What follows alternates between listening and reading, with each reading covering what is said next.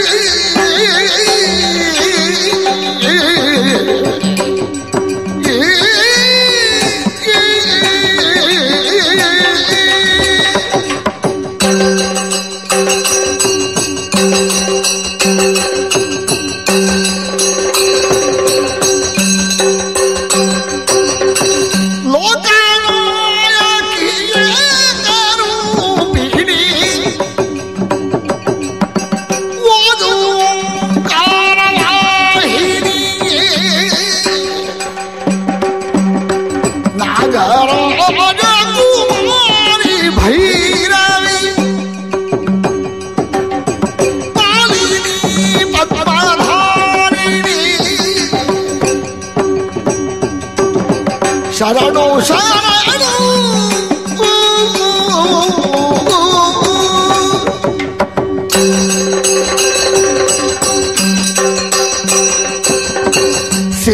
ಸಿಂಹವಾಹಿನಿ ಮಹಿಷಾವರ್ದಿನಿ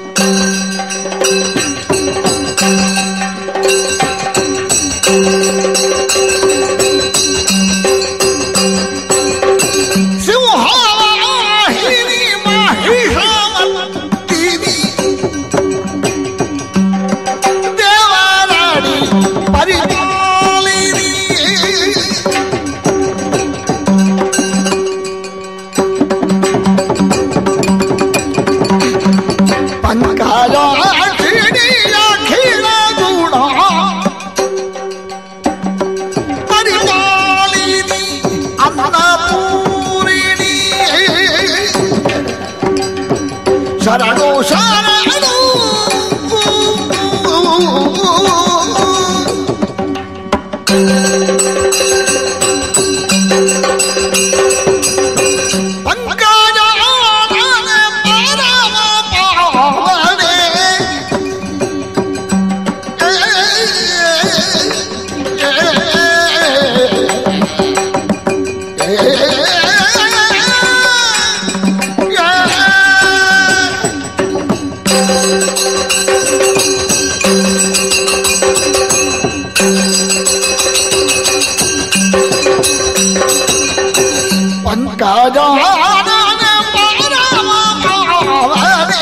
ಶಂಕರಾರ್ಧ ಶರೀರಿಣಿ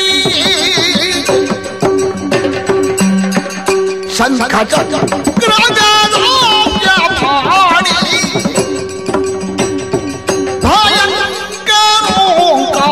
ಭಯಂಕರೋಂಕಾರಾತ್ಮಕಿ ಶರಣು ಶರಣು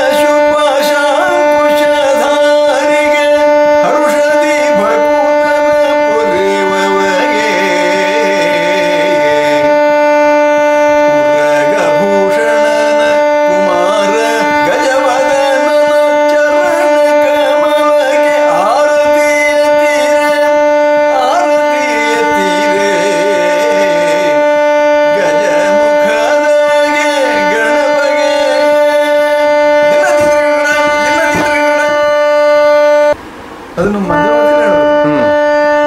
ಅಲ್ಲಿ ನೋಡಿ ನೋಡಿ ನಿರ್ಮಲ, ನೋಡಿ ನಿರ್ಮಲ, ಅದಕ್ಕೆ ಸರಿ ನೋಡಿ ನಿರ್ಮಲ ಜಲ ಸಮೀಪದಿ, ನೋಡಿ ನಿರ್ಮಲ ಜಲ ಸಮೀಪದಿ ಮಾಡಿಕೊಂಡರು ಪರ್ಣಶಾಲೆಯ ರೂಢಿಪಾಲರು ಪಂಚವಟಿಯ ಕಾಡಿನೊಳಗೆ.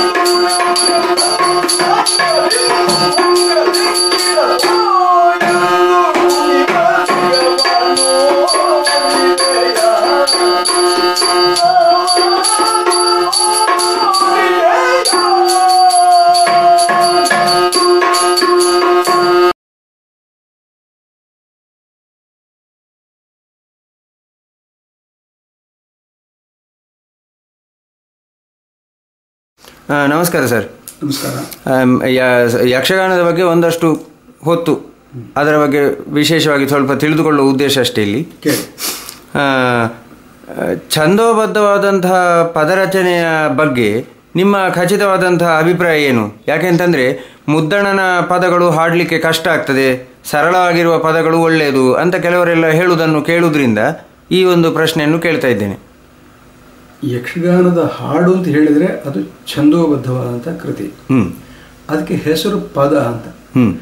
ಪದ ಅನ್ನೋದು ಅದು ಶುದ್ಧ ಶಾಸ್ತ್ರೀಯ ಪರಿಭಾಷೆ.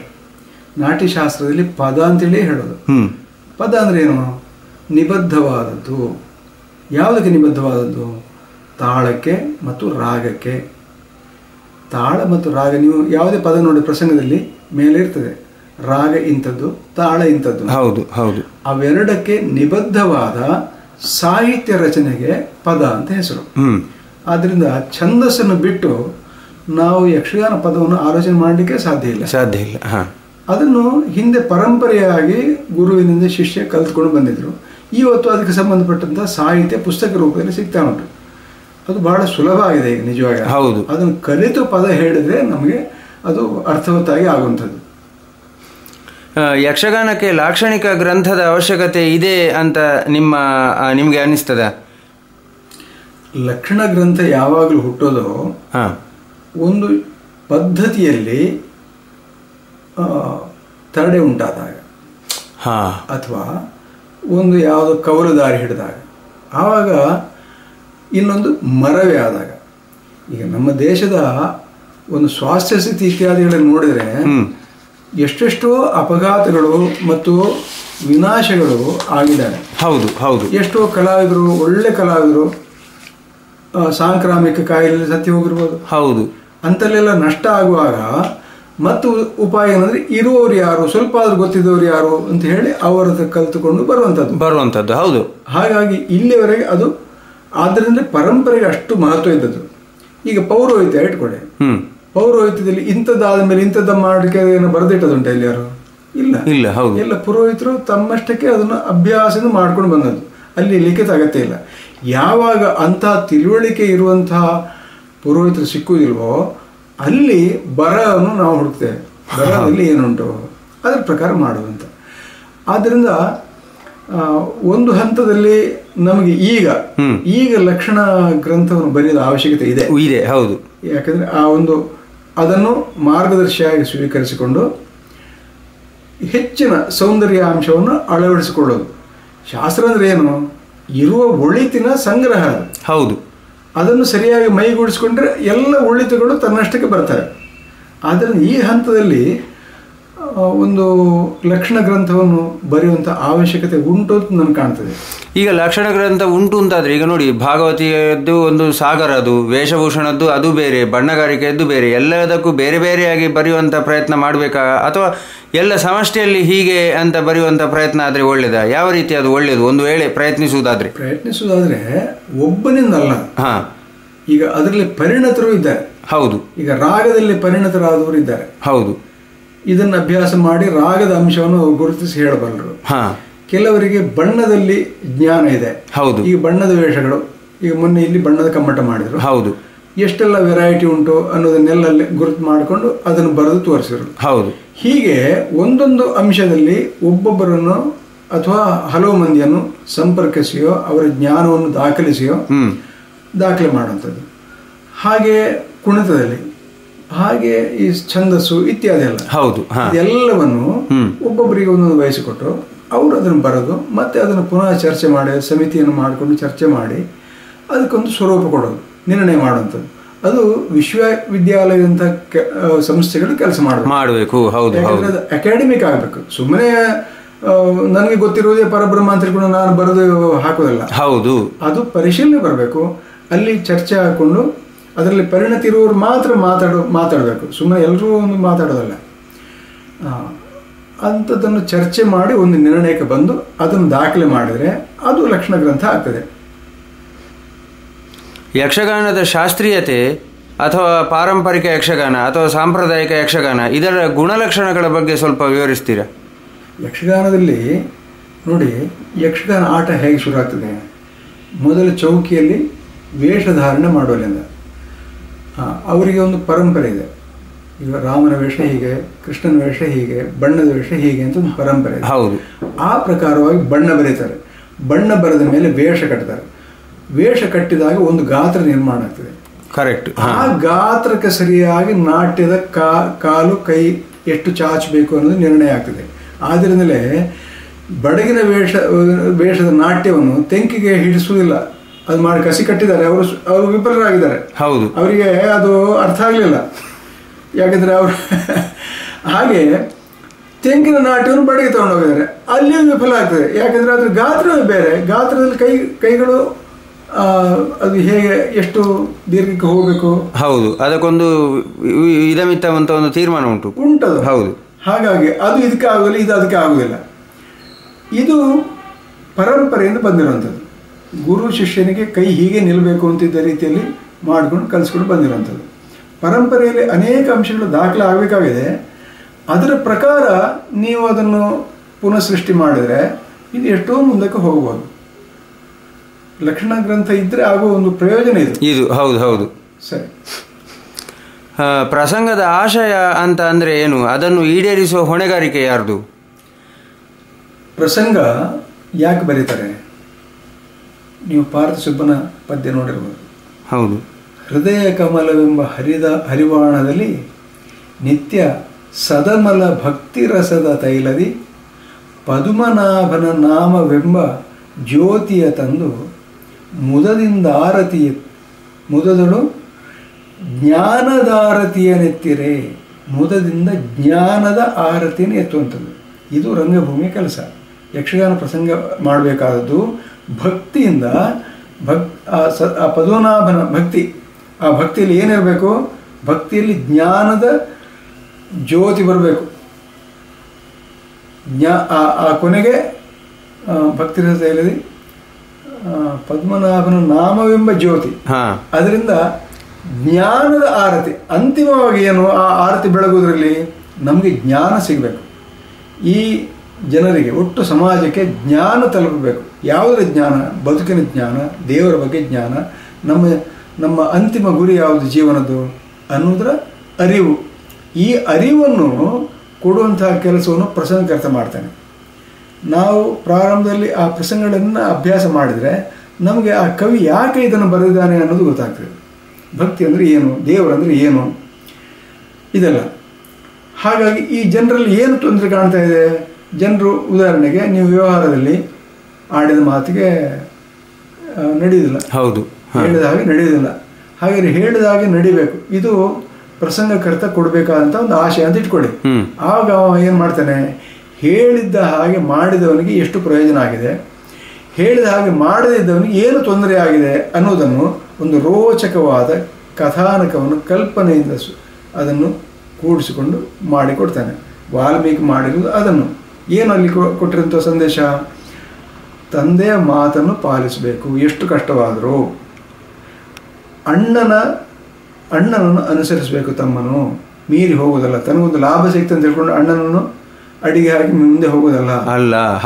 ಇದೆಲ್ಲ ಅಲ್ಲಿಯ ಜೀವನ ಮೌಲ್ಯಗಳು. ಈ ಸಂದೇಶವನ್ನು ಹಾಗೆ ಹಸಿಯಾಗಿ ಹೇಳಿಲ್ಲ ಅವನು. ಹಿಂದೆ ಒಬ್ಬ ದಶರಥ ಅಂತಿದ್ದ, ಅವನಿಗೆ 4 ಮಂದಿ ಮಕ್ಕಳು. ಅವನಿಗೆ ಈ ರೀತಿಯ ಪರಿಸ್ಥಿತಿ ಬರ್ತದೆ, ಹೆಂಡತಿ ಬಂದು ಕೇಳ್ತಾಳೆ ವರ ಕೊಡಬೇಕು ಅಂತ.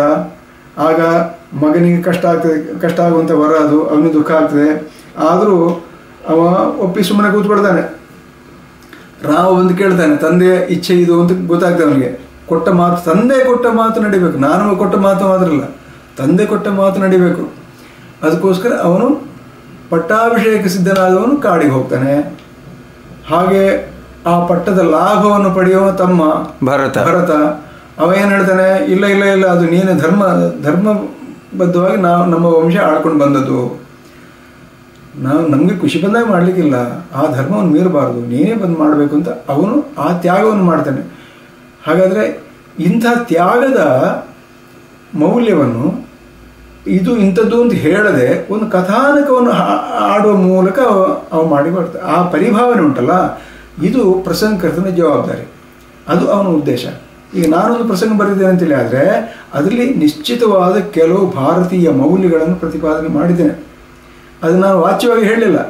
ಅದು ಇಡೀ ಕಥೆ ಅಭಿನೀತವಾಗುವಾಗ ಜನರಿಗೆ ತನ್ನಷ್ಟಕ್ಕೆ ಒಂದು ಸಂದೇಶ ಹೋಗ್ತದೆ. ಅಂದರೆ ಯಾವುದೇ ಒಂದು ಜೀವನ ಮೌಲ್ಯಗಳನ್ನು ಸಾರಲಿಕ್ಕೆ ಅಸಾಧ್ಯವಾದಂತಹ ಪ್ರಸಂಗಗಳ ರಚನೆಯನ್ನೇ ಮಾಡಬಾರ್ದು. ಹಾಗಾದರೆ ಎಲ್ಲ ಹೇಗಿದೆ ಅಂದರೆ ಯಾವುದೇ ಒಂದು ಸಂದೇಶ ಇಲ್ಲದೇ ಇರುವಂತಹ ಪ್ರಸಂಗಗಳ ರಚನೆ ಆಗೋದು ಸರಿಯಲ್ಲ ಅಂತ. ಇಲ್ಲ, ಸಂದೇಶ ಇಲ್ಲದ ಪ್ರಸಂಗ ಅಂತೇಳಿ ಅರ್ಥವೇ ಇಲ್ಲ. ಅದಕ್ಕೆ ಏನೋ ಒಂದು ಸಂದೇಶ ಖಂಡಿತವಾಗಿ ಇದ್ದೇ ಇರಬೇಕು. ಅದು ಸಮಾಜದ ಒಳಿತಿಗೆ ಬೇಕಾಗಿರುವಂಥದ್ದಾಗಬೇಕು. ಅದು ಅದರ ಉದ್ದೇಶ. ರಂಗಸ್ಥಳದಲ್ಲಿ ಸಾರುವ ಮೌಲ್ಯಗಳು ಉನ್ನತ ಸ್ತರದಲ್ಲಿ ಇರಬೇಕಾದ್ರೆ ಯಾವೆಲ್ಲ ಮಾರ್ಗಗಳನ್ನು ಅನುಸರಿಸಬೇಕು? ಇಲ್ಲ, ಮೌಲ್ಯವನ್ನು ಪ್ರತಿಪಾದನೆ ಮಾಡಿದ್ರೆ ಅಷ್ಟೇ. ಅದು ಪದ್ಯ ಇದೆ, ಅದು ಪ್ರಸಂಗದ ಮಾಧ್ಯಮ ಇದೆ ಅಲ್ಲ. ಪ್ರಸಂಗ ಏನಿರ್ತದೆ ಅದು ಪದ್ಯಗಳ ಮೂಲಕ ಇರ್ತದೆ. ಪದ್ಯಗಳಲ್ಲಿ ಇರುವಂತಹ ಆಶಯವನ್ನು ಬೆಳಗುವ ರೀತಿಯಲ್ಲಿ, ಅದು ಅರಳಿ ಬರುವ ರೀತಿಯಲ್ಲಿ ಇವನ ಸಾಹಿತ್ಯ ಪ್ರಜ್ಞೆಯನ್ನು ಉಪಯೋಗಿಸಿಕೊಂಡು ಅಭಿನಯಿಸಿದರೆ ಆಯಿತು. ಅದು ತನ್ನಷ್ಟಕ್ಕೆ ಫಲ ಕೊಡ್ತದೆ.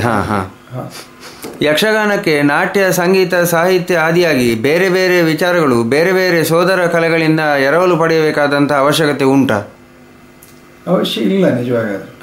ಯಾಕೆಂದರೆ ಇಲ್ಲಿಯ ಸಾಹಿತ್ಯ, ಇಲ್ಲಿಯ ಸಂಗೀತ, ಇಲ್ಲಿಯ ನಾಟ್ಯಕ್ರಮ ಇವೆಲ್ಲವೂ ಸ್ವಯಂ ಪರಿಪೂರ್ಣವಾಗಿರುವಂಥವುಗಳು. ಒಂದು ಹಂತಕ್ಕೆ ಅದು ಪರಿಪುಷ್ಟವಾಗಿ ಬೆಳೆದಿರುವಂಥದ್ದು. ಇನ್ನು ಅದಕ್ಕಿಂತಲೂ ಮುಂದೆ ಹೋಗಬೇಕು ಅಂತೇಳಿ ಆದರೆ ನೀವು ಈ ಹಿಂದೆ ಇರುವುದನ್ನು ಸಂಪೂರ್ಣವಾಗಿ ಫಲ ಬರುವ ರೀತಿಯಲ್ಲಿ ನೀವು ಮಾಡಬೇಕು. ಆವಾಗ ಎಲ್ಲಿ ತೊಡಕಿರ್ತದೆ, ಕೆಲವು ಕಡೆ ತೊಡಕಿರ್ತದೆ, ಇಲ್ಲ ಅಂತ ಹೇಳಿ ಬರೋದಿಲ್ಲ. ಹೌದು ಹೌದು ಹೌದು. ಈಗಿನ ಹಳೆಯ ಪ್ರಸಂಗಗಳಲ್ಲಿ ಕೆಲವೊಂದು ತೊಡಕಿನ ಅಂಶಗಳು ಇದೆ, ಉಂಟು. ಅದನ್ನು ನಾವು ಸೂಕ್ತವಾಗಿ ಏನು ಮಾಡಬೇಕು, ಎಡಿಟಿಂಗ್ ಮಾಡಬೇಕು. ಎಡಿಟಿಂಗ್ ಮಾಡುವ ಮೂಲಕ ನಾವು ಅದನ್ನು ಸರಿಪಡಿಸ್ಬೋದು. ಅದು ಹೊರತು ನಾವು ಅಲ್ಲಿ ಇಲ್ಲದನ್ನು ಹೊಸ ಮಾಡಿ ಸೇರಿಸುವ ಅಗತ್ಯ ಇಲ್ಲ. ಇನ್ನು ಕೆಲವು ಅಂಶಗಳು, ಈಗ ಮೌಲ್ಯದ ವಿಷಯ ಹೇಳುವಾಗ ನಾವು ಇವತ್ತು ಪ್ರಜಾಪ್ರಭುತ್ವದಲ್ಲಿದ್ದೇವೆ. ಹೌದು.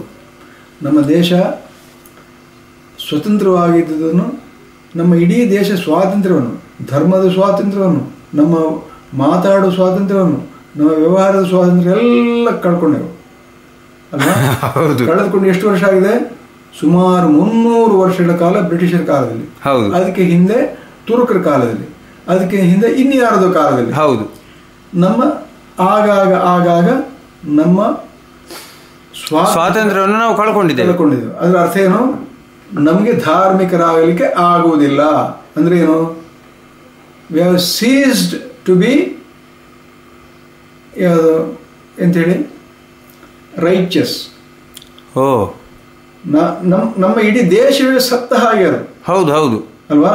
ಸ್ವಾತಂತ್ರ್ಯ ಮೂಲಕ ನಾವು ಪುನರ್ಜನ್ಮವನ್ನು ಪಡೆದಿದ್ದೇವೆ. ಆವಾಗ ಸ್ವಾತಂತ್ರ್ಯವನ್ನು ಪಡೆಯಲಿಕ್ಕೆ ನಾವು ಏನು ದಾರಿಯನ್ನು ಹೊಡೆದೆವು? ಕೆಲವರು ನಾವು ಗುಂಡು ಹಾಕಿದ್ರಿಂದ ಅಥವಾ ಬಾಂಬ್ ಸಿಡಿಸಿದ್ರಿಂದ ಈ ದೇಶಕ್ಕೆ ಸ್ವಾತಂತ್ರ್ಯ ಬಂತು ಅಂತ ಹೇಳಿ ತಿರುಗ್ತಾ ಇದ್ದಾರೆ. ಈಗ ಅಲ್ಲ. ಹೌದು. ಇಡೀ ಸಮಾಜದಲ್ಲಿ ಹೊಸ ಮೌಲ್ಯವನ್ನು ಬಿತ್ತಲಿಕ್ಕೆ ಶುರು ಮಾಡಿದ್ರು ಆ ಕಾಲದಲ್ಲಿ. ಅದನ್ನು ನಮ್ಮ ಬಾಲಗಂಗಾಧರ ತಿಲಕರು ಮಾಡಿದರು, ಗೋಖಲೆಯವರು ಮಾಡಿದರು, ಮಹಾತ್ಮ ಗಾಂಧಿಯವರು ಆಮೇಲೆ ಮಾಡಿದರು, ಅದಕ್ಕಿಂತ ಹಿಂದೆ ವಿವೇಕಾನಂದರು ಮಾಡಿದರು. ಹೌದು. ಇವರೆಲ್ಲರ ಒಟ್ಟು ಸಮ್ಮಿಳಿತವಾದ ಪ್ರಭಾವದಿಂದ ಸಮಾಜದ ಆಲೋಚನಾ ವಿಧಾನವೇ ಬೇರೆ ಆಯಿತು. ಹೌದು ಅಲ್ವಾ? ಹಾಗಾಗಿ ಅದರಿಂದ ನಾವು ಸ್ವತಂತ್ರರಾದೆವು.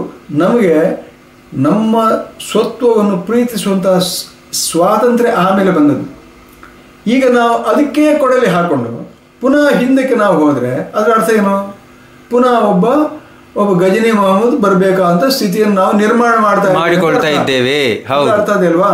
ಅಥವಾ ಒಬ್ಬ ಕಾರ್ನ್ವಾಲಿಸನೋ ಒಬ್ಬ ಇನ್ನೊಬ್ಬನೋ ಯಾರೋ ಇಲ್ಲಿ ಬರುವಂತಹ ದಾರಿಗೆ ನಾವು ತಯಾರಾಗ್ತಾ ಇದ್ದೇವೆ ಅಂತ ಅರ್ಥ. ನಮ್ಮನ್ನು ನಾವು ಆಳಿಸಿಕೊಳ್ಳಿಕ್ಕೆ ತಯಾರಾಗ್ತಾ ಇದ್ದೇವೆ ಅಂತ ಅರ್ಥ.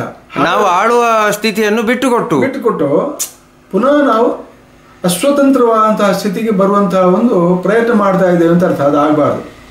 ಇಲ್ಲಿ ಏನು ಹಾಗಾದ್ರೆ ಯಾವ ಮೌಲ್ಯದಿಂದ ನಾವು ನಮ್ಮ ಸ್ವಾತಂತ್ರ್ಯವನ್ನು ಪಡ್ಕೊಂಡೆವು ಅಂತ ಹೇಳಿದ್ರೆ ಸತ್ಯ, ಸಮತ್ವ, ಸ್ವಾತಂತ್ರ್ಯ, ಇದಲ್ವ ನಮ್ಮ ಧ್ಯೇಯವಾಕ್ಯ. ಹೌದು. ಇಲ್ಲಿ ಸತ್ಯ ಮತ್ತು ಸಮತ್ವ ಇದೆರಡನ್ನು ನೀವು ಒಪ್ಪದಿದ್ರೆ ಸ್ವಾತಂತ್ರ್ಯ ಎಲ್ಲಿಂದ ಬರ್ತದೆ? ನಾವು ನಮ್ಮ ತಂತ್ರಗಾರಿಕೆಯಿಂದಲೇ ನಾವೆಲ್ಲ ಸಾಧನೆ ಮಾಡ್ತೇವೆ ಅಂತ ಹೊರಟ್ರೆ ಸತ್ಯವನ್ನು ನೀವು ಬಿಡ್ತಾ ಇದ್ದೀರಿ, ಕಡೆಗಣಿಸಿದ್ರಿ ಅಂತ ಅರ್ಥ. ಹೌದು ಹೌದು. ಹಾಗೆಯೇ ಸಮತ್ವ ಇಲ್ಲ ಅಂತೇಳಿ ಆದರೆ ನೀವು ಒಂದೊಂದು ರೀತಿಯಲ್ಲಿ ನೀವು ನಿಮ್ಮ ಮೂಗಿನ ನೇರಕ್ಕೆ ವ್ಯಾಖ್ಯಾನ ಮಾಡಿದರೆ ಅದರ ಅಡಿಪಾಯ ಹೋಯಿತು. ಹಾಗಾಗಿ ಈ ಮೌಲ್ಯಗಳು ನಮ್ಮ ಯಕ್ಷಗಾನ ಮಾತ್ರ ಅಲ್ಲ, ಎಲ್ಲ ವಿಷಯದಲ್ಲೂ ಅಡಿಪಾಯವಾಗಿರುವಂಥದ್ದು ಸತ್ಯ, ಸಮತ್ವ. ಇದು ವೇದದಲ್ಲಿ ಇರುವುದು ಅದೇ, ಉಪನಿಷತ್ತಲ್ಲಿ ಹೇಳೋದು ಅದೇ, ಸತ್ಯ ಮತ್ತು ಸಮತ್ವ. ಬಹಳ ಬಹಳ ಒತ್ತು ಕೊಟ್ಟು ಹೇಳ್ತಾರೆ. ನಮ್ಮ ಹೆಚ್ಚಿನ ಸಮಾಜ ಸುಧಾರಕರು ಇದಕ್ಕೆ ಒತ್ತು ಕೊಟ್ಟಿದ್ದಾರೆ, ವಿವೇಕಾನಂದರ ಸಹಿತ. ಹಾಗಾದರೆ ಆ ದಾರಿಯಲ್ಲಿ ನಾವು ಹೋಗುವಾಗ ಹಳೆಯ ಪ್ರಸಂಗಗಳಲ್ಲಿ ಆ ಕಾಲದ ಊಳಿಗಮಾನ್ಯ ವ್ಯವಸ್ಥೆಯ ಅನೇಕ ವಿಷಯಗಳಿದ್ದಾವೆ. ಅವುಗಳು ಇವತ್ತಿನ ಸಮಾಜಕ್ಕೆ ಹೊಂದುವುದಿಲ್ಲ. ಅದರಿಂದ ನಿಮ್ಗೆ ಏನೂ ಸಾಧನೆ ಮಾಡಿ ಬರುವುದಿಲ್ಲ. ಹೌದು. ಅದು ಮಾತ್ರ ಅಲ್ಲ, ಏನಾದರೂ ಒಂದು ಸ್ವಲ್ಪ ಒಂದು ಏಕಾತ್ಮತೆ ಅಥವಾ ಒಗ್ಗಟ್ಟು ಬಂದಿದ್ರು ಕೂಡ ಅದನ್ನು ಇಲ್ಲ ಮಾಡುವಂತಹ ಒಂದು ಕೆಲಸ ಅದರಿಂದ ಆಗ್ತದೆ. ಹಾಗಾಗಿ ಆ ಪ್ರಸಂಗಗಳನ್ನು ನಾವು ಆಡುವಾಗ ಸಮಕಾಲೀನವಾದಂತಹ ಸ್ಥಿತಿ ಯಾವುದಿದೆ, ಈ ಸಮಕಾಲೀನ ಸಮಾಜವನ್ನು ಹೇಗೆ ನಾವು ಒಳ್ಳೇದು ಮಾಡಬಹುದು, ಅನ್ನೋ ದೃಷ್ಟಿ ಕಲಾವಿದರಲ್ಲಿ ಇರಬೇಕು, ಭಾಗವತರಿಗೆ ಇರಬೇಕು, ಪ್ರತಿಯೊಬ್ಬರಿಗೆ ಇರಬೇಕು. ಅಂದರೆ ಅದರಲ್ಲಿ ಪ್ರಸಂಗಕರ್ತನ ಜವಾಬ್ದಾರಿ ಇನ್ನೂ ಬಹಳ ದೊಡ್ಡದು. ಈ ದೃಷ್ಟಿಯಲ್ಲಿ ಅನೇಕರು ಒಳ್ಳೆ ಕೆಲಸ ಮಾಡಿದ್ದಾರೆ. ಅಮೃತ ಸೋಮೇಶ್ವರ್ ಮಾಡಿದ್ದಾರೆ, ಆಮೇಲೆ ಪುರುಷೋತ್ತಮ ಪೂಜರು ಮಾಡಿದ್ದಾರೆ, ಹಾಗೆ ನಾನು ಸ್ವಲ್ಪ ಹೌದು ಮಾಡಿದ್ದೇನೆ. ಇದು ಏನು ಅಂತ ಹೇಳಿದ್ರೆ, ಆಧುನಿಕ ಸಮಾಜ ಇನ್ನಷ್ಟು ಪ್ರಗತಿಯನ್ನು ಹೊಂದಬೇಕು. ನಮ್ಮ ಯಕ್ಷಗಾನದ ಮೂಲಕವೇ ಆಧುನಿಕ ಸಂವೇದನೆ ನಾವು ಮಾಡಲಿ ಸಾಧ್ಯ ಇದೆ. ಹೌದಪ್ಪ ಅನ್ನೋದನ್ನು ನಾವಲ್ಲಿ ತೋರಿಸಿದ್ದೇವೆ. ಹಾಗಾದ್ರೆ ನೀವು ಪರಂಪರೆಯನ್ನು ಬಿಟ್ಟಿರೋ ಹೇಳಿದ್ರೆ, ಪರಂಪರೆ ಬಿಡೋದಲ್ಲ. ನೀವು ಇಲ್ಲೊಂದು ವಾದ ಇದೆ, ಏನಂದ್ರೆ ಮಹಾಭಾರತದಲ್ಲಿ ಇರುವ ಹಾಗೆ ಎಲ್ಲವನ್ನು ತೋರಿಸ್ಬೇಕು, ರಾಮಾಯಣದಲ್ಲಿ ಇರುವ ಹಾಗೆ ಎಲ್ಲವನ್ನು ತೋರಿಸ್ಬೇಕು ಅಂತ. ಹಾಗಿಲ್ಲ. ಹೌದು. ಯಾಕಂದ್ರೆ ಇದು ರಂಗಕೃತಿ ಅಂದ್ರೆ ಏನು, ನಾವು ರಂಗಕೃತಿಯಲ್ಲಿ ಕೊಡೋದಲ್ವಾ. ರಂಗದ ಉದ್ದೇಶ ಏನಂದ್ರೆ ರಾಮಾಯಣದಿದ್ದ ಹಾಗೆ ಕತೆ ತೋರಿಸೋದಲ್ಲ. ಪಾರ್ಥಸುಬ್ಬ ಅದನ್ನು ಮಾಡಲಿಲ್ಲ, ಬೇಕಾದ ಪರಿವರ್ತನೆಗಳನ್ನು ಅಲ್ಲಿ ಮಾಡಿದ್ದಾನೆ. ಯಾಕೆ ಮಾಡಿದ್ದಾನೆ? ಒಳ್ಳೆಯ ಸಂದೇಶವನ್ನು ಕೊಡಲಿಕ್ಕೆ ಬೇಕಾಗಿ. ಆಮೇಲೆ ಅದನ್ನು ರಸದ ದೃಷ್ಟಿಯಿಂದ ಕೊಡುವಂಥದ್ದು, ಒಂದು ರಸವನ್ನು ನೀವು ಆವಿಷ್ಕಾರ ಮಾಡಿ ಕೊಡಬೇಕು. ಆವಾಗ ಆ ಕೊಟ್ಟ ಸಂದೇಶ ದೀರ್ಘಕಾಲೀನ ಸ್ಮೃತಿ ಕೋಶಕ್ಕೆ ಹೋಗ್ತದೆ. ಸರಿ, ಹೌದು. ಅಲ್ಲಿ ಮೆದುಳಿನ ಶಕ್ತಿ ಅಂತ ಒಂದು ಪುಸ್ತಕ ಇದೆ ನೋಡಿ. ಹೌದು. ಅದರಲ್ಲಿ ಹೇಳ್ತಾರೆ ಎರಡು ಬಹಳ ಮುಖ್ಯವಾದ ಪಾಯಿಂಟ್ ಅದರಲ್ಲಿ ನಮ್ಮ ಯಕ್ಷಗಾನ ಸಂಬಂಧಪಟ್ಟ ನಾವು ಉಪಯೋಗಿಸಬಹುದಾದ ರೀತಿಯಲ್ಲಿ ಉಂಟದು. ಒಂದೇನೆಂದರೆ, ಯಾವುದು ನೀವು ಭಾವಾವೇಶಕ್ಕಾಗಿ ಒಳಗಾದಾಗ ನೀವು ಹೇಳಿದ್ದು ಮರ್ತೇ ಹೋಗುವುದಿಲ್ಲ. ಹೌದಲ್ಲ. ಇನ್ನೊಂದು ನೋಡಿ, ಈ ಮಿದುಳು ನೀವು ದೀಂಗಣ ಹಾಕಿದಾಗ, ನೀವು ಗಿರ್ಕಿ ಹಾಕಿದಾಗ ಅದು ಚೋದನೆ ಬಿಡ್ತಂತೆ. ಅವ್ರು ಹೇಳ್ತಾರೆ, ನೀವು ಪರೀಕ್ಷೆ ಹೋಗ್ಬೇಕಾದ್ರೆ ಮೊದಲು ಒಂದು 10 ದೀಂಗಣ ಹಾಕಿ ಹೋಗಿ, ಹೆಚ್ಚು ಚುರುಕಾಗ್ತೀರಿ ಹೇಳ್ತಾರೆ ಅವರು. ನೋಡಿ, ನಮ್ಮ ತೆಂಗುತಿಟ್ಟಿನಲ್ಲಿ ಗಿರ್ಕಿ ಇದು ಉಂಟು ನೋಡಿ. ಅವರು ಚುರುಕಾಗಿ ಮಾತಾಡಿದಾರೆ ನೋಡಿ. ಅವರು ಕಾರಣ ಏನಂತ ಹೇಳಿದ್ರೆ, ಬೌದ್ಧಿಕವಾಗಿ ಬುದ್ಧಿಯನ್ನು ವಿಕಾಸ ಮಾಡುವ ಅಥವಾ ಚುರುಕುಗೊಳಿಸುವಂತ ಕೆಲಸ ಅದು ಮಾಡ್ತದೆ ದೀಂಗಣಿಗಳು. ಹೌದು. ಹಾಗೆ ಈ ಎಲ್ಲ ಅಂಶಗಳನ್ನು ನಾವು ತಿಳಿಯದಿದ್ರೆ ದೀಂಗಣ ಹಾಕೋದು ಬರೀ ಗಿರ್ಕಿಟೆ ಹಾಕೋದು ಅಂತೇಳಿ ಹೀಗೆಲ್ಲ ಗೇಲಿ ಮಾಡ್ತಾರೆ. ಹೌದು. ಅದರ ಹಿಂದಿರುವ ಮೂಲ ಉದ್ದೇಶವನ್ನು ನಾವು ಅರ್ಥೈಸಿಕೊಳ್ಬೇಕು. ಗೊತ್ತಿಲ್ಲ ಅದರಲ್ಲಿ. ಅದನ್ನು ವೈಜ್ಞಾನಿಕವಾಗಿ ನಾವು ಪ್ರತಿ ಒಂದನ್ನು ನಾವು ಪರಿಶೀಲಿಸಿ ನಾವೊಂದು ನಿರ್ಣಯಕ್ಕೆ ಬರಬೇಕಾಗ್ತದೆ. ಹಾಗೆ ಈ ರೀತಿಯಲ್ಲಿ ಭಾವಾವೇಶಕ್ಕೆ ಒಳಗಾಗುವಂತಹ ಸನ್ನಿವೇಶವನ್ನು, ಅದೇ ರಸ ಅಲ್ವಾ, ಆ ರಸದ ಸೃಷ್ಟಿಯನ್ನು ಮಾಡಿ ಆ ಮೂಲಕವಾಗಿ ಸಂದೇಶ ಕೊಡಬೇಕು ಅನ್ನೋದು ಒಬ್ಬ ಕೃತಿಕಾರನ ಒಂದು ಉದ್ದೇಶ ಅಥವಾ ಅವನ ಇರಾದೆ ಇರ್ತದೆ. ಅದು ಯಕ್ಷಗಾನಕ್ಕೆ ಮಾತ್ರ ಅಲ್ಲ, ನಾಟಕಕ್ಕೂ ಅದೇ. ನೀವು ಸಂಸ್ಕೃತ ನಾಟಕ ನೋಡಿದ್ರೆ ಯಾವ ಸಂಸ್ಕೃತ ನಾಟಕವು ಮೂಲ ಭಾರತ ಮೂಲ ರಾಮಾಯಣದಲ್ಲಿ ಇದ್ದ ಹಾಗೆ ಇಲ್ಲ. ಹೌದಪ್ಪ. ನಾವು ಬೇಕಾದ ಪರಿವರ್ತನೆ ಮಾಡಿದ್ದಾರೆ. ಅದು ಕಾರಣ ಏನಂದ್ರೆ ಇದು ವಿಷಯ ಗೊತ್ತಿಲ್ಲದೆ ನಮ್ಮ ಕೆಲವು ವಿದ್ವಾಂಸರು ದೊಡ್ಡ ಬೊಬ್ಬೆ ಹೊಡಿತಾರೆ ಸಭೆಯಲ್ಲಿ, ಹಾಗಿಲ್ಲ ಹೀಗಿಲ್ಲ ಅಂತ. ಇದನ್ನು ಪರಿಶೀಲಿಸುವುದಿಲ್ಲ. ಅದೇ ನನ್ನ ಅಭಿಪ್ರಾಯ ಅದೇ. ಯಾಕೆಂದರೆ ರಂಗಕ್ಕೆ ಅನುಗುಣವಾಗಿ ಮತ್ತೆ ಆ ರಸಗಳಿಗೆ ಅನುಗುಣವಾಗಿ ಕವಿಯಾದವನ ಸ್ವಂತಿಕೆಯನ್ನು ತಾನು ಆ ಚೌಕಟ್ಟಿನಲ್ಲಿ ಇದ್ದುಕೊಂಡು ಮಾಡಿದ್ದಾನೆ ಅನ್ನೋದೇ ನನ್ನ ಒಂದು ಅಭಿಪ್ರಾಯ. ಮಾಡಿದ್ದಾರೆ. ಈಗ ಅದರಲ್ಲಿ ಈಗ ಮುದ್ದಣನು ನೋಡಿ, ಮೂಲತಃ ಒಂದು ಪದ್ಯ ಅಂತ ಹೇಳಿದ್ರೆ ಅದು ಬರೀ ಸಾಹಿತ್ಯ ಅಲ್ಲ, ಅದು ಸಂಗೀತ ಬಂಧ. ಹೌದು. ಅದರಲ್ಲಿ ಮದ್ದಲೆ ಪೆಟ್ಟುಗಳು ಇದ್ದಾವೆ, ಅದರಲ್ಲಿ ಸ್ವರಗಳು ಹೇಗೆ ಹೋಗಬೇಕು ಅನ್ನೋದರ ಸೂಚನೆ ಇದೆ. ಅದರಲ್ಲಿ ಎಲ್ಲ ಪದ್ಯ ಒಂದೇ ನಮ್ಮನ್ನು ಹೇಳೋದಲ್ಲ. ಹೌದೌದು. ಭಾವನೆ ಸರಿಯಾಗಿ ತೆಗೆಯುವ ಕ್ರಮವೇ ಬೇರೆ. ಎಡಪು ಅಂತ ಹೇಳಿದ್ರಲ್ಲ, ಅದರ ಜಾಗ ಬೇರೆ ಬೇರೆ ಆಗ್ತದೆ. ಈಗ ಒಂದು ಇದು ನೋಡಿ, ಉದಾಹರಣೆ ಹೇಳಿದ್ರೆ, ಈಗ ಒಂದು 6 ರಾಗ, ಎರಡು ನಮ್ಮಲ್ಲಿ ತೆಗೆದು ಬರ್ತದೆ. ತಂದನ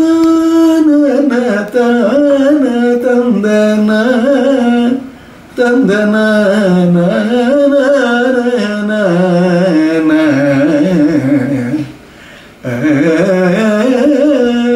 ಹೀಗೊಂದು. ಹೌದು. ತಂದ ನನ್ನ ತನ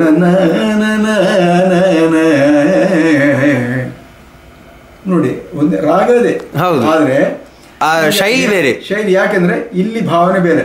ಇಲ್ಲಿ ಏನೋ ಒಂದು ಉಪದೇಶ ಮಾಡುವಂಥದ್ದು ಅಥವಾ ಏನೋ ಒಂದು ಪ್ರೀತಿಯ ಭಾವನೆ ತೋರಿಸುವಂಥದ್ದು ಎರಡನೇದರಲ್ಲಿ. ಮೊದಲನೇದರಲ್ಲಿ ಯಾವುದೋ ಒಂದು ವರ್ಣನೆ ಅಥವಾ ಯಾವುದೋ ಒಂದು ಆವೇಶ ಅಥವಾ ಭಾವದ ಅಭಿವ್ಯಕ್ತಿ. ಹೌದು, ಅದಕ್ಕೆ ಆ ರೀತಿಯಲ್ಲಿ ಬಂದಿದೆ. ಹಾಗಾಗಿ ರಾಗ ಅಂತ ಹೇಳಿದ ಕೂಡಲೇ ಒಂದೇ ಹೇಳೋದಲ್ಲ, ಆದರೆ ಅದು ಎಲ್ಲಿಂದ ತೆಗಿಬೇಕು. ಈಗ ಉದಾಹರಣೆಗೆ, ಯಾರೀವದಿರೆಂದೆಂಬುದು ಎಂಬುದರಿಯದಾಯ್ತೇನಗೆ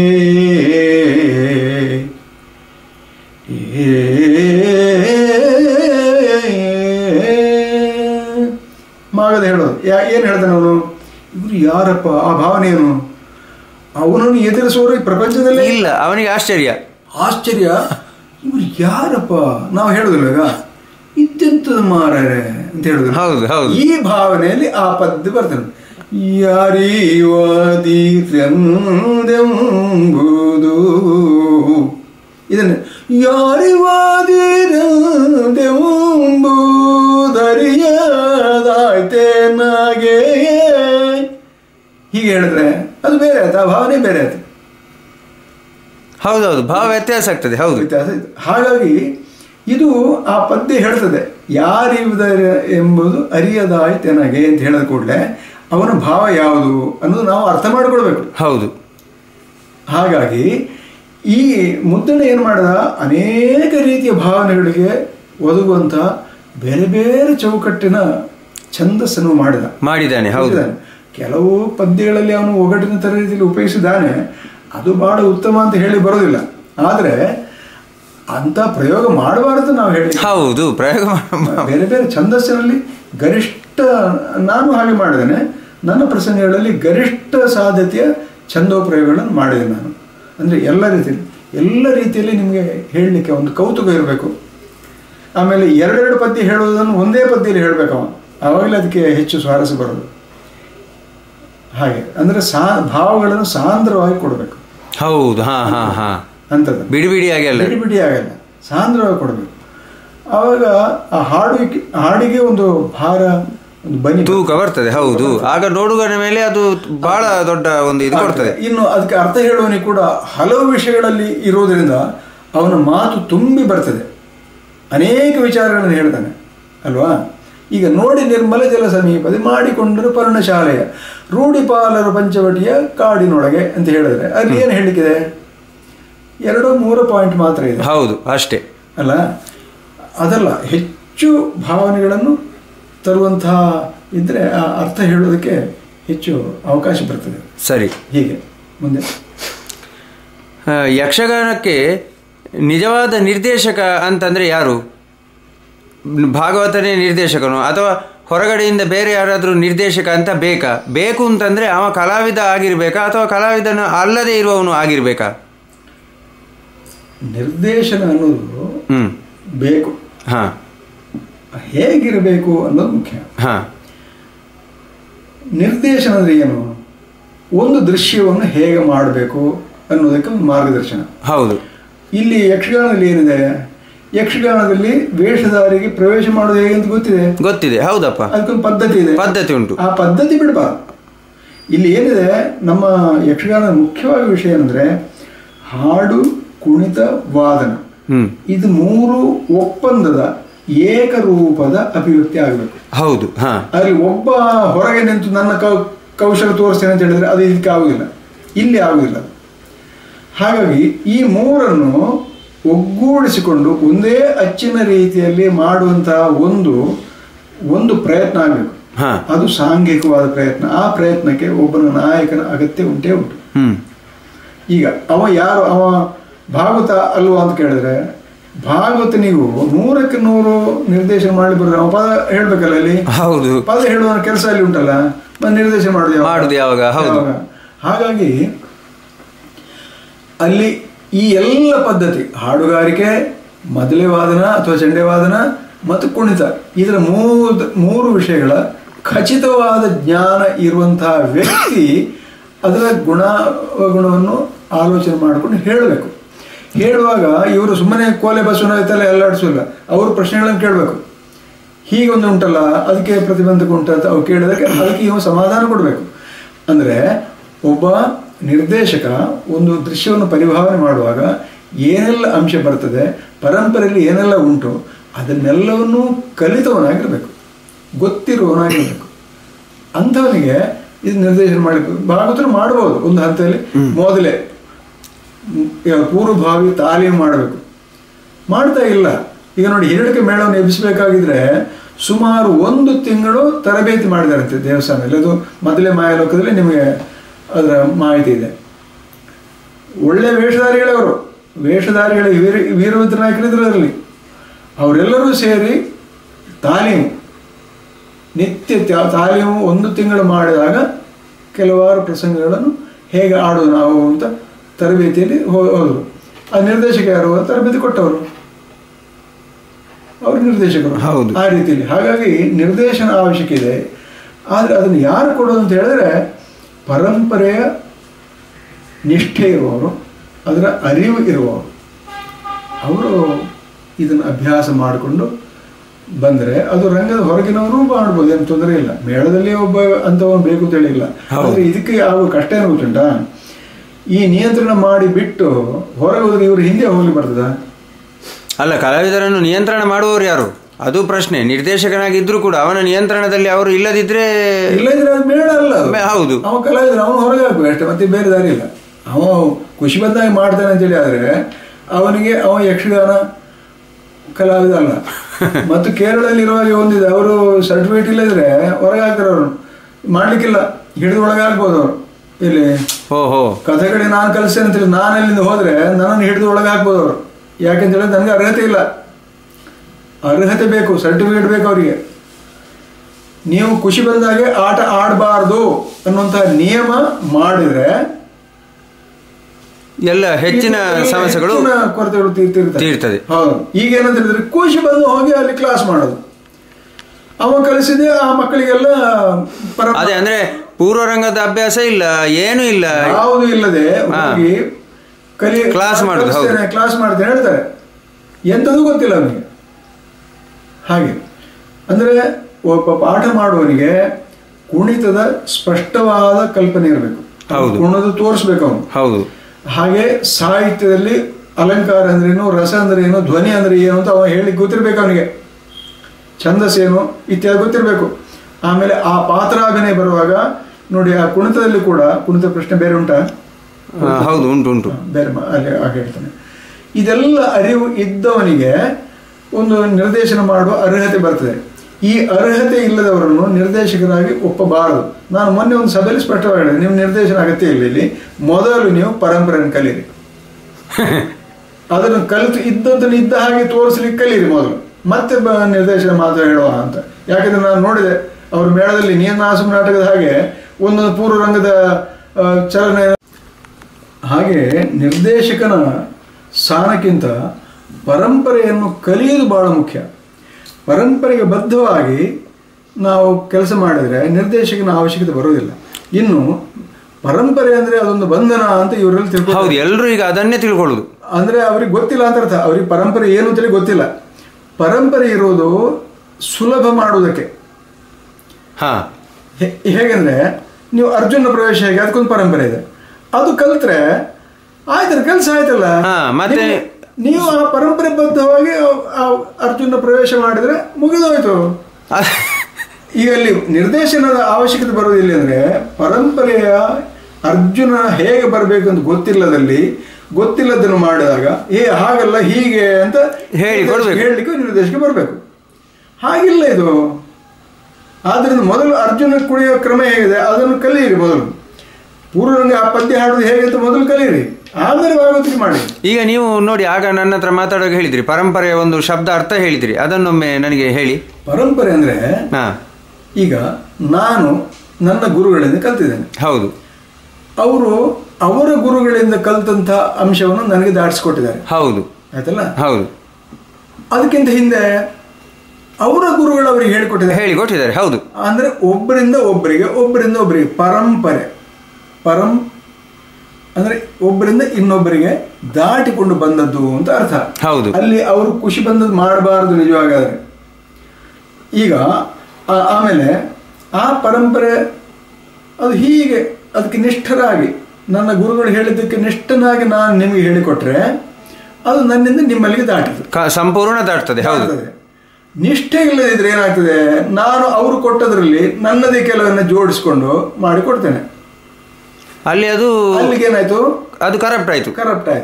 ಅದು ಆಗಲಿಕ್ಕೆ ಬಿಡದ ಹಾಗೆ ಇದರ ಚಂದ ಏನು? ಹಾಗಾದರೆ ಎಲ್ಲವನ್ನು ಮಾಡಿದರೆ ಸರಿ ಅಂತ ಕೇಳಿದ್ರೆ ಈ ಎಲ್ಲೆಲ್ಲಿ ಕರಪ್ಟ್ ಆಗಿದೋ ಆ ಕರಪ್ಟ್ ಆದ್ದು ನಮ್ಗೆ ಗೊತ್ತಾಗ್ತದೆ. ಹೌದೌದು, ಪರಂಪರೆ ಗೊತ್ತಿದ್ದವರಿಗೆ ಗೊತ್ತಾಗ್ತದೆ. ಓ ಇದೊಂದು ಬೇರೆ ಉಂಟಲ್ಲ, ಇದು ಯಾಕೆ ಹೀಗೆ, ಇದು ಸೇರ್ಪಡೆ ಮಾಡಿದ್ದು ಅಂತ. ಈಗ ಉದಾಹರಣೆ ನೀವು ಆಗ ಅದು ಪದ್ಯದಲ್ಲಿ ಬರ್ತದೆ ಇಲ್ಲ ಅಂತ ನೀವು ಹೇಳಿಕೊಂಡು ಹೋಗಿ ನೋಡಿ. ನೀವು ಇವರು ಏನು ಮಾಡಿದ್ರು ನೋಡಿ, ಏಕತಾಳದ ಪದ್ಯ ನಡೆಯುವಾಗ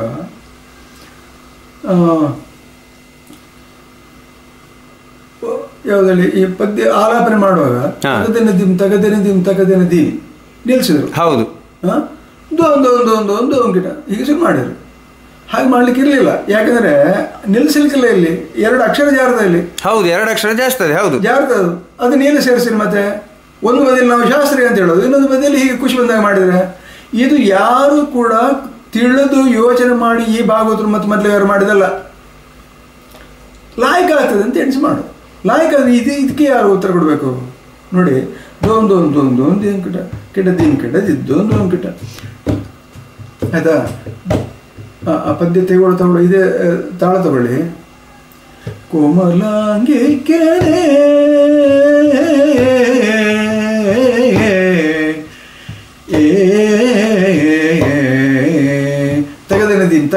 ತಗದೇನ ದೀನ್ ದೋ ನೋಡಿ, 2 ಇದು ಬಿಟ್ರು. ಹೌದು ಹೌದು, ಅಕ್ಷರ ಬಿಟ್ಟಿದ್ದು ನಿಜವೂ ಹಾಗಿಲ್ಲ.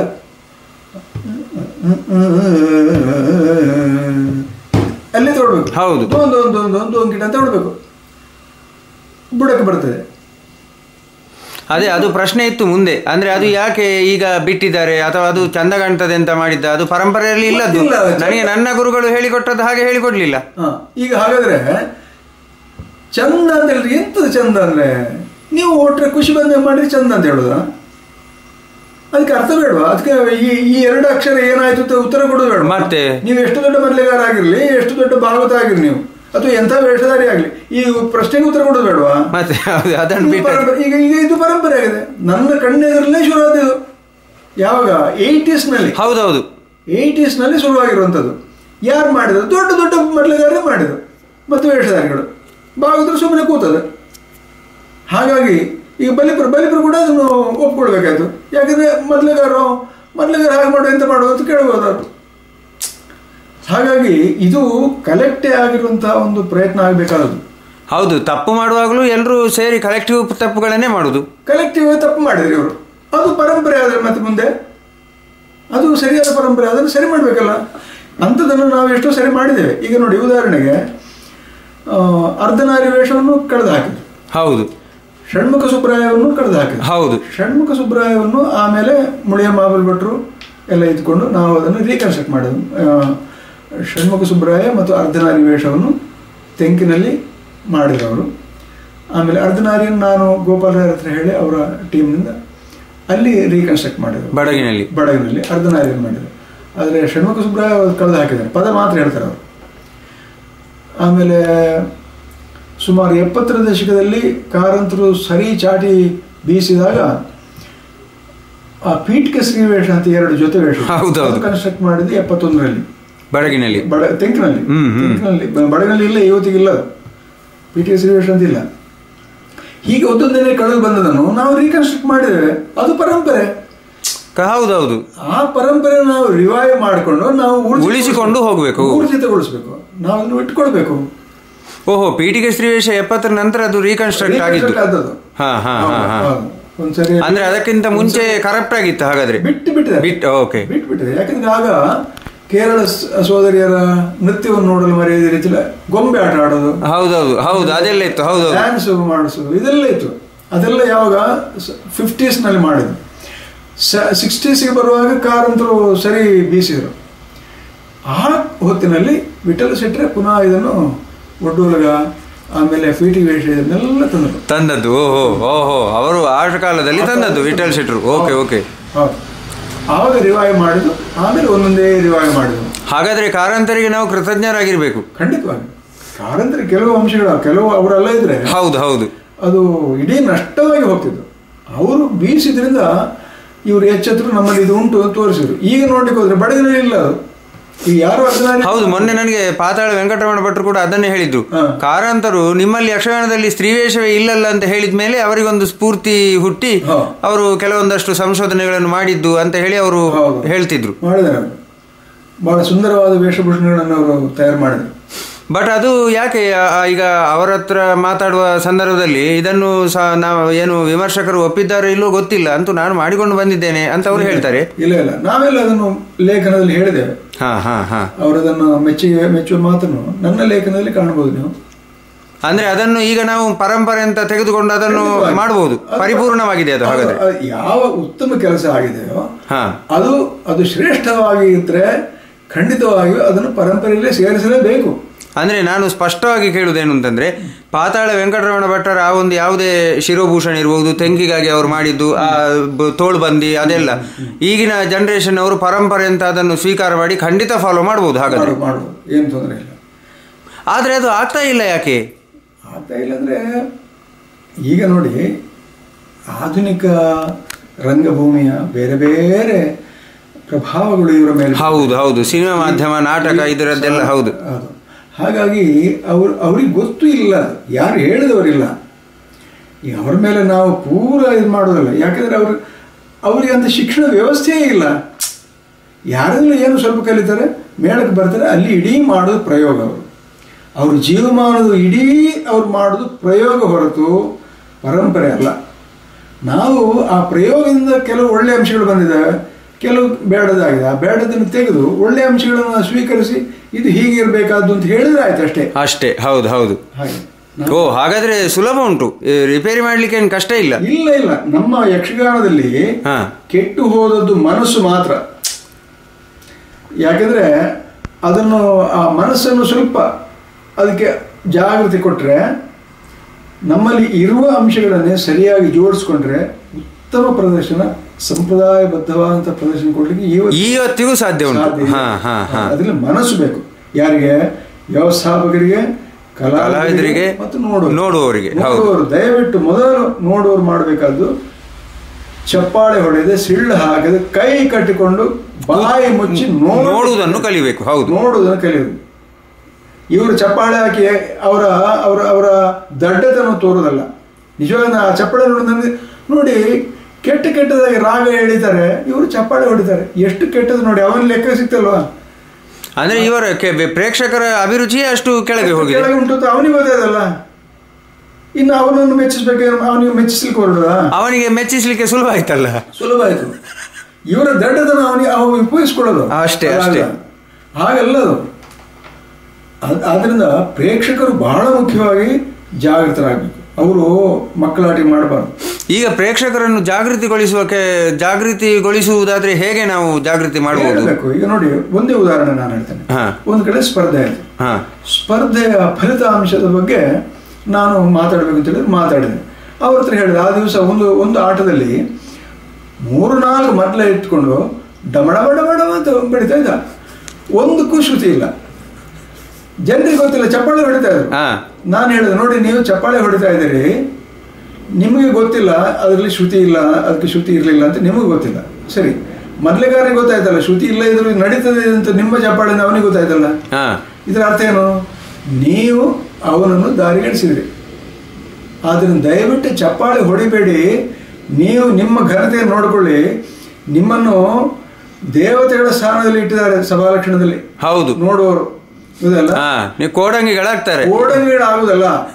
ನೀವು ನೀವು ನೀವು ಚಪ್ಪಾಳೆ ಹೊಡೆದು ನೀವು ಹಗುರಾದ್ರಿ, ನಿಮ್ಗೆ ಏನು ಗೊತ್ತಿಲ್ಲ ಅನ್ನೋದು ಅವ ಕಂಡುಕೊಂಡ. ಅದಕ್ಕೆ ಅವಕಾಶ ಮಾಡಿಕೊಡ್ಬೇಡಿ, ಚಪ್ಪಾಳೆ ಹೊಡಿಬೇಡಿ ಹೇಳಿದೆ. ಆ ದಿವಸ ಆಟದಲ್ಲಿ, ಆ ದಿವಸ ದೊಡ್ಡ ಪ್ರಸಿದ್ಧ ಒಂದು ತಂಡದ ಆಟ ಇತ್ತು. ಒಂದೇ ಒಂದು ಚಪ್ಪಾಳೆ ಬೀಳಲಿಲ್ಲ ನನ್ನ ಕಣ್ಣೆದರು. ಅಂದ್ರೆ ಇದನ್ನು ಹೇಳಿದ್ರೆ ಜನರಿಗೆ ಅರ್ಥ ಆಗ್ತದೆ, ಜನರು ತಗೊಳ್ತಾರೆ, ಇಲ್ಲಂತಲ್ಲ. ಜನರ ಬಗ್ಗೆ ನಮಗೆ ನಿರಾಸೆ, ಆನಮನೆ ವ್ಯಕ್ತಪಡಿಸುವ ಅಗತ್ಯ ಇಲ್ಲ. ಅವ್ರಿಗೆ ಯಾರು ಹೇಳಿದವರಿಲ್ಲ.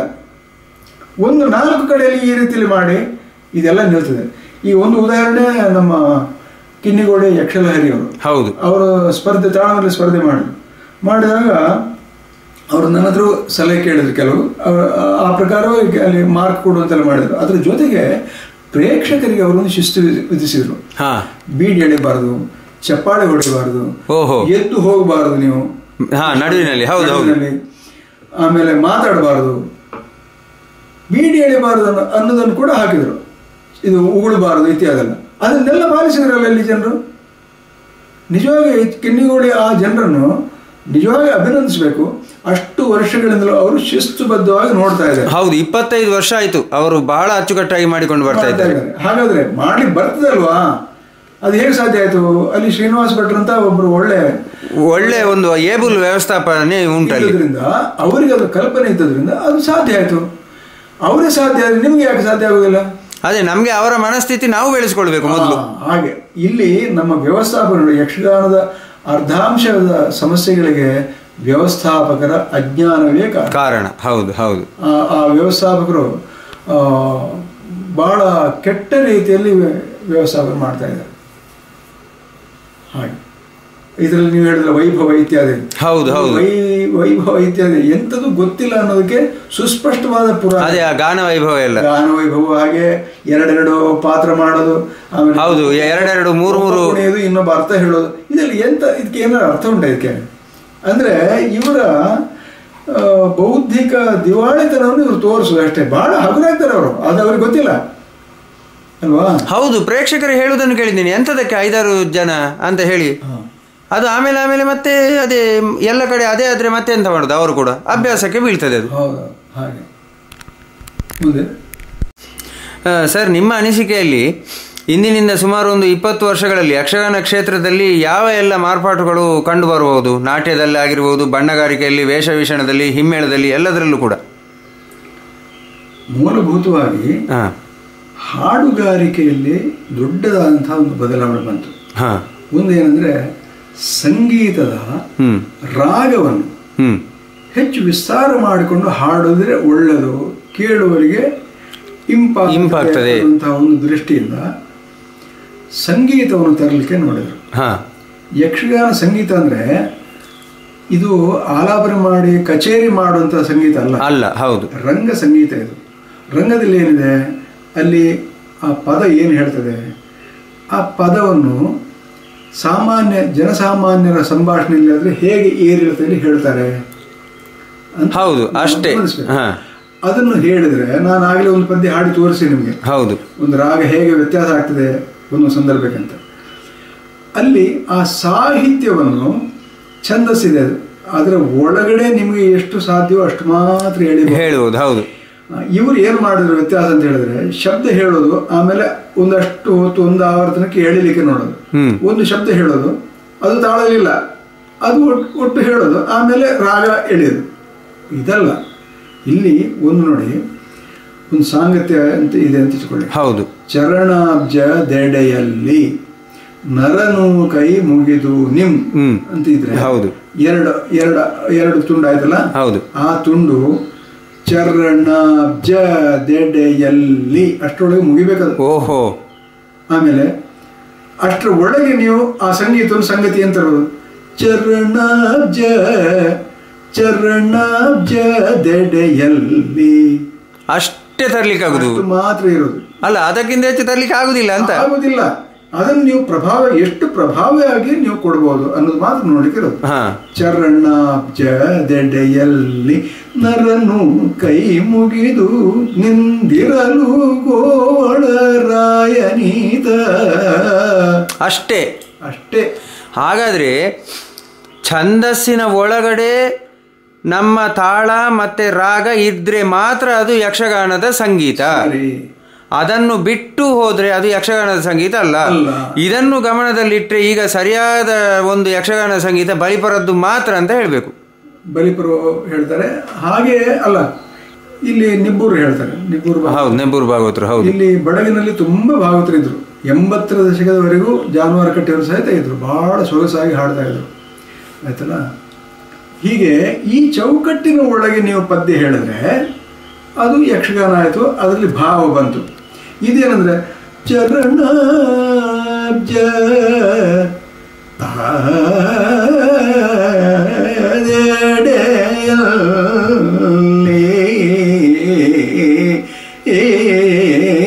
ಹೀಗೆಲ್ಲ ಹೇಳಿದ್ರೆ ಏನು ಪ್ರಯೋಜನ? ಇದು ಕುಣಿತಕ್ಕೆ ಇರುವಂತಹ ರಂಗ ಅಲ್ವಾ? ಹೌದು, ಕರೆಕ್ಟ್. ಆ ಕುಣಿತ ಹುಟ್ಟಬೇಕು. ಆ ಕುಣಿತ ಎಲ್ಲಿಂದ ಹುಟ್ಟಬೇಕು ಅಂತ ಹೇಳಿದ್ರೆ ನಾವು ಹಾಡುವ ಗಮಕದಿಂದ ಹುಟ್ಟಬೇಕು. ಹೌದು. ಚರಣಾಬ್ಜದೆಡೆಯಲ್ಲಿ ನರನು ಕೈ ಮುಗಿದು ನಿಂದಿರಲು ಗೋವಳರಾಯನೀತ. ಆಗ ಎಷ್ಟು ಅಚ್ಚುಕಟ್ಟಾಗಿ ಹೆಜ್ಜೆಗಳು ಬಿತ್ತು ನೋಡಿ. ಇದು ರಂಗ ಸಂಗೀತ ಆದ್ರಿಂದ ಹೀಗೆ. ಕಚೇರಿ ಗಾನವನ್ನು ಅದೇ ನೀವು ರಾಗವನ್ನು ದಕ್ಷಿಣಾದಿ ಅಂತಂದ್ರೆ ಇದಕ್ಕೆ ಪ್ರಯೋಜನ ಇಲ್ಲ. ಇದು ಎಷ್ಟು ಸಾರಿ ಲೇಖನದಲ್ಲಿ ಹೇಳಿ ಆಯ್ತು, ಸಭೆಯಲ್ಲೆಲ್ಲ ಹೇಳಿ ಆಯ್ತು. ಇದರಿಂದ ಅವ್ರಿಗೆ ಸಿಟ್ಟು ಬರ್ತದೆ ಹೊರತು ಇದರಲ್ಲಿ ಏನಾದರೂ ಒಂದು ವಿಷಯ ಉಂಟು ಅಂತ ಗ್ರಹಿಸಿ ಅದನ್ನು ಅಳವಡಿಸಂತ ಇವರಿಗೆ ಅರ್ಥ ಆಗೋದಿಲ್ಲ. ಅಂದ್ರೆ ನಾನು ನಿಮ್ಮ ಮಾತನ್ನು ಈಗ ಅರ್ಥ ಮಾಡಿಕೊಂಡಿದ್ದು ಹೇಗೆ ಅಂತಂದ್ರೆ, ಯಕ್ಷಗಾನ ಎನ್ನುವಂಥದ್ದು ಇದು ನಾಟ್ಯ ಪ್ರಧಾನ ಆಗಿರುವುದರಿಂದ ಅಲ್ಲಿ ಸಂಗೀತಕ್ಕೆ ಹೆಚ್ಚಿನ ಮಹತ್ವ ಬೇಕಾಗಿಲ್ಲ. ಈ ಛಂದಸ್ಸಿಗೆ ತಾಳಕ್ಕೆ ಅನುಗುಣವಾಗಿ ಹೇಳಿದ್ರೆ ಯಥೇಚ್ಛಾಗ್ತದೆ. ಅಂದ್ರೆ ರಾಗದ ಮುಖ್ಯ ಲಕ್ಷಣ ಉಂಟು ಅದರಲ್ಲಿ. ಹೌದು, ರಾಗದ ಛಾಯೆ ಮಾತ್ರ ಬಂದ್ರೆ ಸಾಕು. ಛಾಯೆ ಅಂತ ಅದಲ್ಲ, ರಾಗ ಸಂಪೂರ್ಣವಾಗಿ ರಾಗದ ಸ್ವಭಾವದಲ್ಲಿದೆ. ಆದ್ರೆ ನಮ್ಮ ಕಚೇರಿ ಗಾಯನದ ರಾಗ ಅಲ್ಲ ಅದು. ಹೌದು. ಆ ಎಲ್ಲ ರಾಗಗಳಿದ್ದಾವೆ. ಯಾವುದು ಸರಿ ಗ ಮ ಪದ ನಿ ಸ ನಿ ದ ಪ ಮ ಗ ರಿ ಸ ದ. ಅದರಲ್ಲಿ ಈಗ ರಾಗ ಕಾಣಲಿಲ್ಲ ನಿಮಗೆ? ಹೌದು ಹೌದು, ಖಂಡಿತ. ತೋಡಿ ರಾಗ ಇದೆ ಅದರಲ್ಲಿ. ತೋಡಿ ರಾಗ ಈ ಸಾಹಿತ್ಯದಲ್ಲಿ ಎಷ್ಟು ಬರ್ಬೋದು, ಮತ್ತೆ ಅದರ ಭಾವ ಏನು ಹೇಳ್ತದೆ. ಕತೆ ಹೇಳೋದು, ಅದು ಹೀಗಾದಾಗ ಹೀಗಾಯಿತು. ಈ ಕಥೆಯನ್ನು ಒಬ್ಬ ಭಾಗವತಿ ಹೇಳೋದು ಹೇಗೆ? ಅಲ್ಲಿ ಬೊಬ್ಬೆ ಹೊಡಲಿಕ್ಕೇನಿಲ್ಲ. ಚರಣಾಬ್ಜದೆಡೆಯಲ್ಲಿ ನರನು ಕೈ ಮುಗಿದು ನಿಂದಿರಲು ಕೋವಳರಾಯನೀತ. ಅರಸುಗಳು ತಾವೆಂದು ಮೂಡಿಯ ಬಡಿಯಲ್ಲಿ ಕುರುಭೂಪ ಕುಳ್ಳಿರ್ದನಾಗ. ರಾಗ ಬರಲಿಲ್ಲ. ಹೌದು, ಬಂತು. ಹಾಗಾದ್ರೆ ಒಬ್ಬ ಭಾಗವತಿಗೆ ಕಲಿಯುವವನು ಮೊಟ್ಟ ಮೊದಲಿಗೆ ಕಲಿಬೇಕಾದದ್ದು ಏನು? ತಾಳವೋ ಅಥವಾ ಛಂದಸ್ಸು ಕಲಿಬೇಕಾ? ಮೊದಲು ತಾಳ ಕಲಿಬೇಕು. ಸರಿ. ತಾಳದಲ್ಲಿ ಇರುವ ದಸ್ತೆಗಳೇನುಂಟು? ಹೌದು. ತೈ ತದ್ದಿನ್ನಕ್ಕ, ತೈ ತದ್ದಿನ್ನಕ್ಕ ಧೇಮ್ ತದ್ದಿನ್ನಕ್ಕ, ತೈ ತದ್ದಿನ್ನಕ್ಕ ಧೇಮ್ ತದ್ದಿನ್ನಕ್ಕ. ನಮ್ಗೆ ತಾಳ ಸಿಕ್ಕಿತ್ತು. ಹೌದು. ಅದರ ಬಿಡ್ತಿಗೆ ಅದನ್ನು ಕಲಿಬೇಕು, ಮುಕ್ತಾಯ ಕಲಿಬೇಕು. ಇದು ಕಲ್ತಾದ ಮೇಲೆ ತೈ ತದ್ದಿನ್ನಕ್ಕ ಚರಣಾಬ್ಜ ದೆಡೆಯಲ್ಲಿ ತೈ ತದ್ದಿನ್ನ, ತೈ ತದ್ದಿನ್ನಕ್ಕ, ತೈ ತದ್ದಿನ್ನಕ್ಕ ಚರಣಾಬ್ಜ ದೆಡೆಯಲ್ಲಿ. ಅಲ್ಲಿ ಆ ಮಾತ್ರೆಗಳಿಗೆ ಈ ಶಬ್ದಗಳನ್ನು ಕೂರಿಸುವ ಪ್ರಯತ್ನ ಮಾಡಬೇಕು. ಅದು ರೀಡಿಂಗ್, ಅದು ಓದೋದು, ತಾಳದಲ್ಲಿ ಓದೋದು. ಇದಾದ ಮೇಲೆ ಚರಣಾಬ್ಜದೆಡೆಯಲ್ಲಿ ಇಲ್ಲಿ ರಾಗ ಬಂತು. ಆಮೇಲೆ ಅಂದ್ರೆ ಮೊದಲು ತಾಳ ಕಲ್ತು ಛಂದಸ್ಸಿಗೆ ಅನುಗುಣವಾಗಿ ಅದನ್ನು ಹಾಡುವುದಕ್ಕೆ ಓದ್ಲಿಕ್ಕೆ ಕಲ್ತು ಆಮೇಲೆ ಹಾಡಬೇಕು. 3 ಹಂತ ಇದೆ. ಆಮೇಲೆ ಅದು ಇಂಪಾರ್ಟೆಂಟ್. ಎರಡನೇದು ಯಾವುದು ಹೇಳಿ? ತಾಳಕ್ಕೆ ಅನುಗುಣವಾಗಿ ಓದ್ಲಿಕ್ಕೆ ಕಲಿಬೇಕು. ಹೌದು, ಆಗ ನಿಮಗೆ ಛಂದಸ್ಸಿನ ಜ್ಞಾನ ಸಾಧಾರಣಕ್ಕೆ ಬರ್ತದೆ. ರಾಗದಲ್ಲಿ ಇದರ ಜೊತೆಯಲ್ಲಿ ಈ ತಾಳದಸ್ತೆ ಕಲಿಯುವಾಗ ಅದರ ಜೊತೆಯಲ್ಲಿ ಸ್ವರಾಭ್ಯಾಸ ಮಾಡಬೇಕು. ಸರಿ ಗ ಮ ಪದ ನಿ ಸ ನಿ ದ ಪ ಮ ಗ ರಿ ಸ, ಈ ಸ್ವರ. ಆಮೇಲೆ ಸರಿ ರಿ ಗ ಗ ರಿ, ಈ ಥರ ಸರಳ ವರಸೆ ಜಂಟಿ ವರಸೆ ಮಾಡಿದ ಮೇಲೆ ಅಲಂಕಾರ. ಅಂದರೆ ತಾಳಕ್ಕೆ ಸ್ವರವನ್ನು ಕೂಡಿಸಿ ಹೇಳುವಂಥ ರೀತಿ.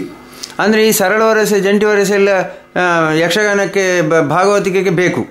ಅದೇ ಅಲ್ವ ನಾನಾಗಿ ಹೇಳಿದ್ದು. ಅಂತ ಹೇಳಿದ್ರೆ ಎಂಥದ್ದು? ಅದು ಸ್ವರ. ಅದು ಆ ಸ್ವರವನ್ನೇ ಹೇಳಿದ್ದು. ನಿಮ್ಗೆ ಅದು ಬಿಟ್ಟರೆ ಶ್ರುತಿ ಬಿಡ್ತದೆ. ಹೌದು.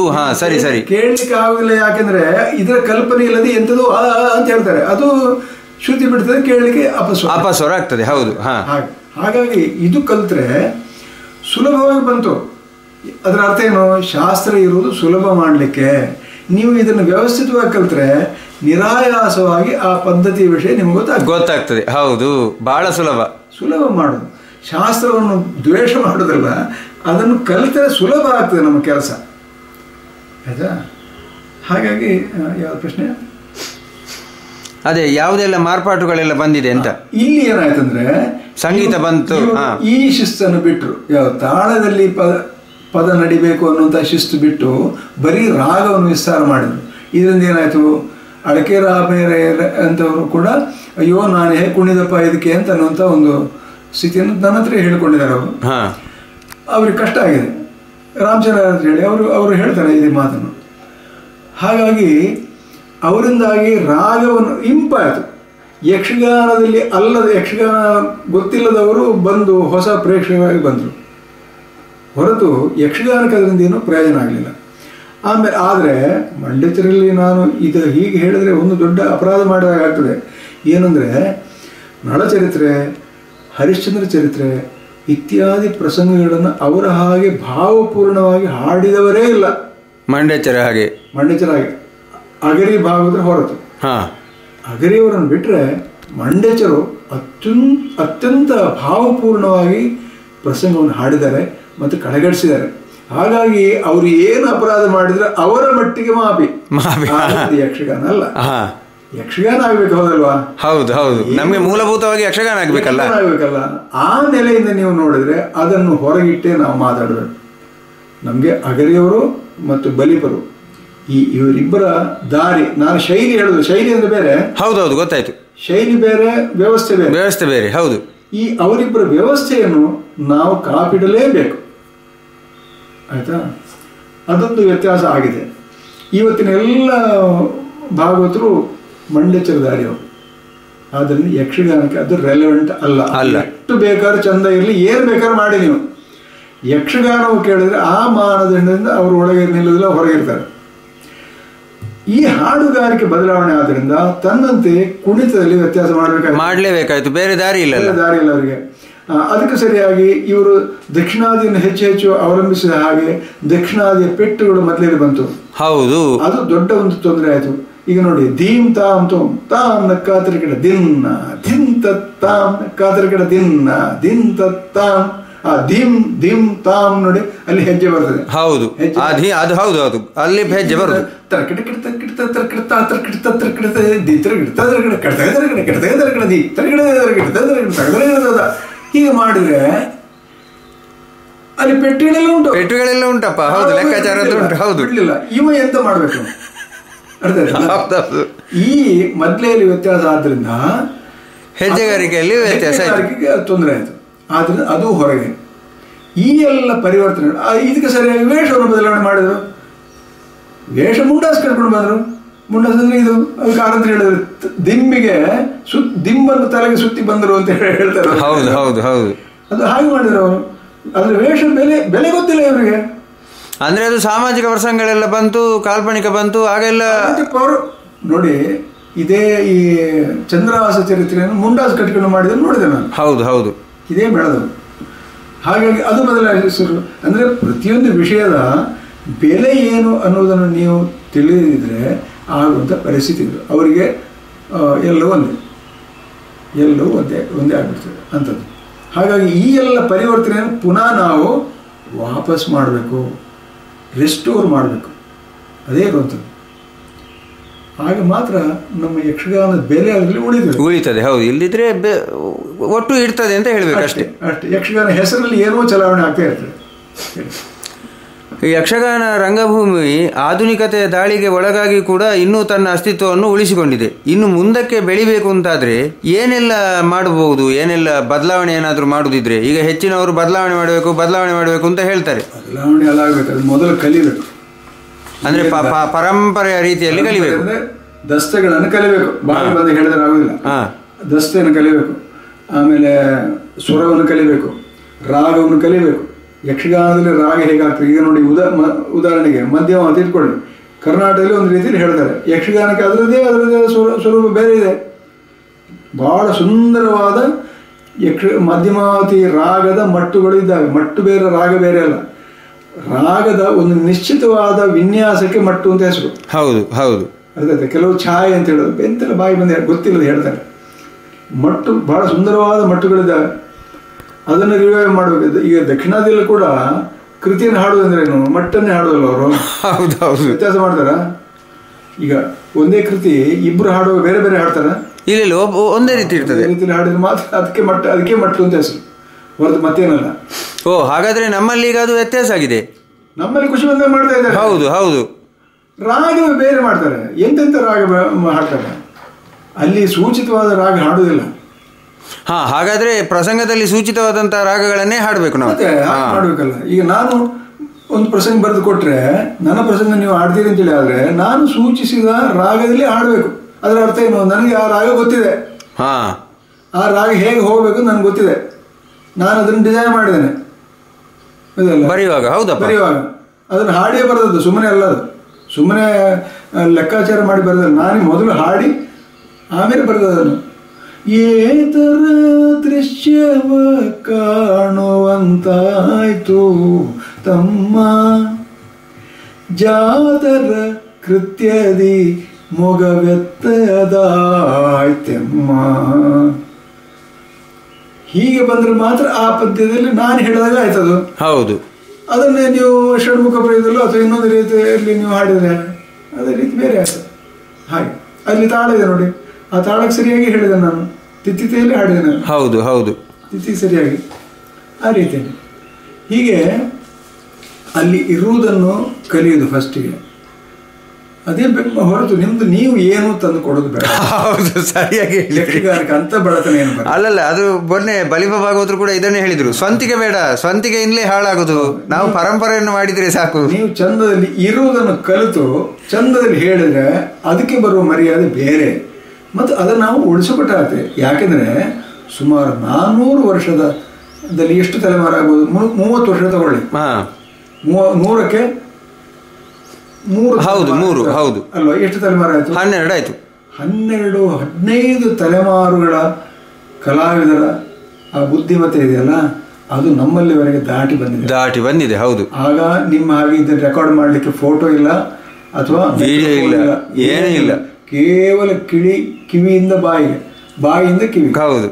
ಈ ರೀತಿಯಲ್ಲಿ ಶ್ರುತಿ ಸ್ಮೃತಿಯಿಂದಾಗಿ ಬಂದಿರುವಂತಹ ಒಂದು ಅಮೂಲ್ಯವಾದ ಆಸ್ತಿ ಇದು.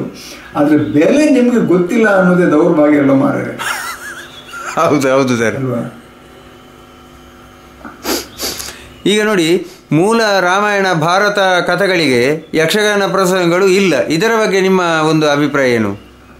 ಅದು ಯಕ್ಷಗಾನ ಪ್ರಸಂಗ ಮಾತ್ರ ಅಲ್ಲ, ನಮ್ಮ ಸಂಸ್ಕೃತ ನಾಟಕವನ್ನು ನೀವು ತೆಗೆದು ನೋಡಿದ್ರು ಯಾವ ನಾಟಕ ಕೃತಿಯು ಅದು ಮೂಲ ರಾಮಾಯಣ ಹಾಗೆ ಮೂಲ ಭಾರತದ ಹಾಗೆ ಇಲ್ಲ. ಹೌದು. ಯಾಕಿದು ಅಂದ್ರೆ ರಾಮಾಯಣ ಮೂಲವನ್ನು ಹೇಳಲಿಕ್ಕೆ ರಾಮಾಯಣವೇ ಉಂಟಲ್ಲ.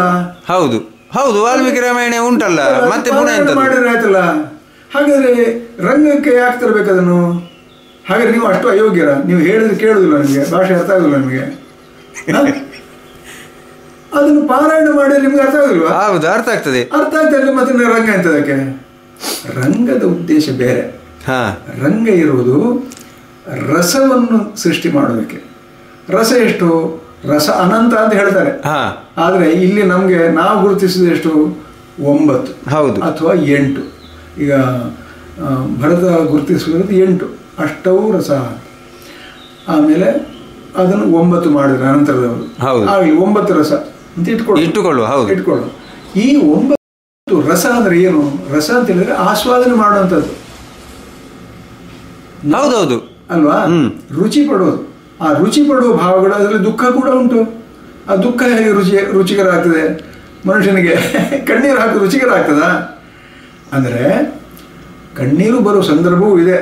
ಅದು ಎಷ್ಟು ಚೆನ್ನಾಗಿ ಮಾಡಿದ ಅಂತ ಅನ್ನುವಂತಹ ಒಂದು ಮೆಚ್ಚುಗೆ ಉಂಟಲ್ಲ, ಅದೇ ರುಚಿ.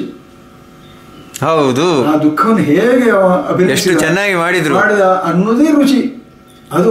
ಅದು ಇನ್ನೊಂದು ನೋಡುವ ಅಂತ ನಮ್ಗೆ ಕಾಣ್ತದೆ, ಹೊರತು ಆ ದುಃಖವನ್ನು ಪಡೆಯುವ ಅಂತ ಅಲ್ಲ. ಹೌದು, ಆ ದುಃಖದ ಸನ್ನಿವೇಶವನ್ನು ಮತ್ತೊಮ್ಮೆ ನೋಡುವ ಅಂತ.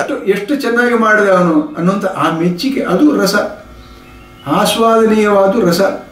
ಅಂತಹ ರಸದ ಸನ್ನಿವೇಶದ ಮೂಲಕ ನೀವು ಕಥೆಯ ದೃಷ್ಟಿಯಿಂದ ಆ ಕಥೆಯಿಂದ ಏನಾದರೂ ಒಂದು ಸಂದೇಶ ನೀವು ಹೇಳಿದ್ರೆ ಅದು ದೀರ್ಘಕಾಲೀನವಾದ ಸ್ಮರಣಾಸ್ತಿಗೆ ಹೋಗ್ತದೆ, ಸ್ಮರಣ ಕೋಟಿಗೆ ಹೋಗ್ತದೆ. ಆ ಉದ್ದೇಶಕ್ಕೋಸ್ಕರ ಅವನು ಈ ಕಥೆಯನ್ನು ಬದಲಿಸಿ ರಂಗಕ್ಕೆ ಅನುಗುಣವಾಗಿ, ರಸಕ್ಕೆ ಅನುಗುಣವಾಗಿ. ಈಗ ಭೀಮನ ಪಾತ್ರ ಅಂತ ಇಟ್ಕೊಳ್ಳಿ, ಇದು ಬಹಳ ಮುಖ್ಯವಾದ ವಿಷಯ. ಅದನ್ನು ಬದಲಿಸಬೇಕು ಅಂತ ಹೇಳೋದು ಇವರು.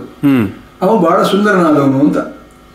ಅವ ಸುಂದರನಿರಲಿ, ಆದರೆ ರಂಗದವನ ಉದ್ದೇಶ ಏನು? ಈಗ ನಾನು ಹೇಳಿದಲ್ಲ 15 ತಲೆಮಾರು ಹಿಂದಿನವ, ಅವ ಏನು ಆಲೋಚನೆ ಮಾಡದ ಅಂತ ಹೇಳಿದ್ರೆ, ಆ ಭೀಮ ಎಂಥವನು? ತನ್ನ 100 ತಮ್ಮಂದಿರನ್ನು ಕೊಂದು ಹಾಕಿದ, ನಿಷ್ಠುರವಾಗಿ, ಹೌದು, ಕೊಂದು ಹಾಕಿದವನು. ಆಮೇಲೆ ಆ ದುಶ್ಯಾಸನ ತಮ್ಮನೇ ಅಲ್ವಾ, ಹೌದು, ಅವನ ಒಡಲನ್ನು ಹರಿದು ಬಗೆದು ಅವ ಕರಳನ್ನು ಎತ್ತಿ ಅವನ ಹೆಂಡತಿಗೆ ಮುಟ್ಟಿಸ್ತಾನೆ. ಹೌದು, ಕರಳನ್ನು ತಿಂತಾನೆ, ಅದರ ರಕ್ತವನ್ನು ಕುಡಿತಾನೆ. ಅಂದರೆ ಎಂಥ ಹಗೆ ಇದೆ ಅದು. ಅಂಥ ಹಗೆಯ ಭಾವನೆ ರಂಗದಲ್ಲಿ ಬರಬೇಕಾದ್ರೆ ಅದು ಬಣ್ಣದಲ್ಲಿ ವ್ಯಕ್ತ ಆಗಬೇಕು. ಹೌದು, ನಮಗೆ ಮುಖ್ಯವಾದ ಮಾಧ್ಯಮ ಯಾವುದು? ಗಾನ, ಬಣ್ಣ, ಚಲನೆ ಇತ್ಯಾದಿ ಇತ್ಯಾದಿ. ಒಂದು ರಂಗ ಆಗೋದು ಹಾಗೆ ಅಲ್ವಾ? ಹೌದು. ಆ ಎಲ್ಲ ಮಾಧ್ಯಮವನ್ನು ಬಳಸಿಕೊಂಡು ಹೋದಾಗ ಆ ಭೀಮ ಯಾವ ರೀತಿಯಲ್ಲಿ ಇರಬಹುದು? ಅವ ಕೆಂಪು ಕೆಂಪು ಕೆಂಪು ಕೆಂಪು ನೋಡಿ, ನೀವು ಮುಖವರ್ಣಿಕೆ ನೋಡಿ ಗೊತ್ತಾಗ್ತದೆ. ಹೌದು, ಕೆಂಪು ಕೆಂಪಾಗಿದ್ದಾನೆ. ಆಮೇಲೆ ಅವನು ಅದರ ಒಳಗೆ ಅವ ವೈಷ್ಣವ ಅನ್ನೋದಕ್ಕೆ ವಿಷ್ಣು ನಾಮ ಇದೆ ಅದರೊಳಗೆ. ಹೌದು, ಅದರ ಒಳಗೆ ಆನೆ 2 ಕಣ್ಣಿದೆ. ಆನೆ ಗಜತ್ರಾಣಿ, ಶತಗಜತ್ರಾಣಿ ಅವನು. ಅಂತಹ ಭಾವನೆ, ಹಲವು ಭಾವನೆಗಳನ್ನು ಇಟ್ಟುಕೊಂಡು ಅವನು ಆ ರೂಪವನ್ನು ಕೊಟ್ಟಿದ್ದಾರೆ. ಹೌದು, ಕಲ್ಪಿಸಿದ್ದಾರೆ. ಅದು ನೀವು ಚಂದ ಅಂತ ಹೇಳಿದ್ರೆ, ಚಂದ ಅಂದ್ರೆ ಎಂಥದ್ದು?